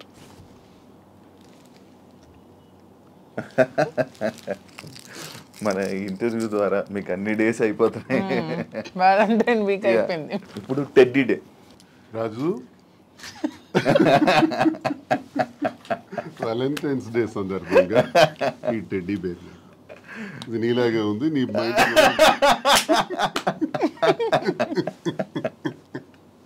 అంటే క్యూట్ ఉందనా? అంటే నేను టెడ్డీలో చబ్బీగా ఉన్నానని. అచ్చా, సూపర్. Thank you. ఇప్పుడు థ్యాంక్ యూ చెప్పారు. Promise day. ఒకరికొకరు ప్రామిస్ చేసుకోవాలనుకుంటే ఏం ప్రామిస్ చేసుకోవాలనుకుంటున్నారు? రాజు, నన్ను నమ్మి నా కోసం నిలబడినటువంటి నీకు నేను ఉన్నంత వరకు తోడుగా ఉంటాను, అండగా ఉంటాను. ఇది మాట. తప్పు. మీరు ఇది ఇప్పుడు చాలా మంది ప్రిడిక్షన్స్ అని ఎవరెవరో జ్యోతిష్య శాస్త్రాలు అంటే ఎవరెవరో చెప్తున్నారు మన ఇద్దరం ఏదో కష్టాలు వస్తున్నాయని, వీళ్ళు త్వరలో విడిపోతారని, ఏవో మన ఇద్దరి మధ్యన ఊహాగానాలు. వాటికి అతీతంగా ఒకటే సమాధానం చెప్తున్నాను, జీవితాంతం నా ప్రాణం పోయేంత వరకు ఈ చేయి విడవనని ప్రామిస్ చేస్తాను. సూపర్. ఇప్పుడు అసలేం టాస్క్. ఒకసారి నిల్చుంటారా? Hug day. హగ్ చేసుకుని ఏం చెప్పుకోవాలనుకుంటే హగ్ చేసుకోండి. నాకు ఎంత స్ట్రెస్ ఉన్నా సరే, ఎవరికైనా సరే ఎంత స్ట్రెస్ ఉన్నా, మన లైఫ్లో ఒక రైట్ పర్సన్ ఉన్నప్పుడు అతన్ని హక్ చేసుకుంటే ఆ స్ట్రెస్ అంతా పోతుందని నేను నమ్ముతున్నాను. రాజా హక్ చేసుకున్నప్పుడు నాకు కూడా అలాగే స్ట్రెస్ అంతా పోతుంది. సరే, ఇప్పుడు కిస్ డే. మీరు కిస్ చేస్తూ చెప్పండి మీ stress. Okay, super. Last but not least లాగా వ్యాలంటైన్స్ డే ఏం చేసుకోవాలనుకుంటున్నారు? వ్యాలంటైన్స్ డే రోజు ప్రేమని ఒక ఇద్దరి మధ్య ఉండే ప్రేమకే చిహ్నం వ్యాలంటైన్స్. ప్రతి ఒక్కళ్ళు కూడా ప్రేమతత్వంతో ఉండాలని, సంతోషంగా ఉండాలని ఈ వ్యాలంటైన్స్ డే రోజు అందరికీ కూడా నేను కోరుకుంటూ హ్యాపీ వ్యాలంటైన్స్ డే. సూపర్. ఫైనల్గా ఆడియన్స్కి, తెలుగు ప్రేక్షకులకి ఏం చెప్పాలనుకుంటున్నారు? మీ బిజినెసెస్ గురించి కానీ, మీ లైఫ్ గురించి కానీ, మీ జర్నీ గురించి కానీ. మా జర్నీ కోసం అందరికీ తెలుసు, చాలా మంది నా జర్నీ కోసం తెలుసుకున్నారు. నన్ను కూడా ట్రస్ట్ చేశారు కాబట్టి నన్ను కలవాలని చాలా మంది తహతహలాడుతున్నారు. చాలా మంది కూడా అక్క మీ ధైర్యం ఉండుంటే మీ లైఫ్లో చాలా బాగుండేవాళ్ళని, చాలా కోల్పోయామని నాకు చాలా మంది డైరెక్ట్ మెసేజెస్ కూడా పెడుతున్నారు. చాలా మంది నన్ను కలవాలని, వాళ్ళ ప్రాబ్లమ్ షేర్ చేసుకోవాలని చెప్తున్నారు. నేను ఒకటే చెప్దాం అనుకుంటున్నాను, మన నిజంగా మనకు నమ్మి వచ్చిన వాళ్ళకి, ఇప్పుడు శ్రీనివాస్ గారు నన్ను నమ్మారు, నేను శ్రీనివాస్ గారిని నమ్మాను. సో ఎటువంటి కష్టాలు వచ్చినా, ఎటువంటి హడ్డల్స్ వచ్చినా ఇవన్నీ ఫేస్ చేస్తూ లైఫ్ లాంగ్ అలాగే కలిసి ప్రేమతో ఉండాలని నేనైతే అనుకుంటున్నాను. సో అలాగే మేము కూడా అలాగే ఉన్నాం. వ్యాలంటైన్స్ డే సందర్భంగా మాధురి కోరిక మేరకు ఈ ఫ్యాషన్ ఫీల్డ్లోకి ఎంటర్ అవుతున్నటువంటి సందర్భంగా ఆమె ప్రారంభిస్తున్నటువంటి కాంచీపురం ఓకుళ సిల్క్స్ ఈ వ్యాపారంలో అందరూ ఆశీర్వదించాలని, ప్రేమతో ఆమెను కోరినటువంటి కోరికకు నేను కూడా ప్రేమతో పూర్తిగా ఆమెకు సహకరిస్తున్నటువంటి ఈ వ్యాపారం ఉంది. ప్రతి ఒక్కరి ఆశీస్సులు సహకారం ఉండాలని, అందరూ ఆమెకు ఆశీర్వదించాలని, ఈ వ్యాపారం అందరు మనసులకు నచ్చే విధంగా, అందరు మన్ననలు పొందే విధంగా, కస్టమర్ తాలూకా సంతోషం ఒక బాధ్యతగా తీసుకొని తను చేస్తున్నటువంటి వ్యాపారానికి సహకరించాలని ప్రతి ఒక్కరికి మీ ద్వారా. అండ్ మెయిన్లీ కాంచీపురం ఓకుళ సిల్క్స్ మా కోసమే కాదు, మీకోసం కూడా. మీరే మా బ్రాండ్ అంబాసిడర్స్. మీకోసమే నేను పెడుతున్నాను, మీకు దగ్గర అవ్వాలని.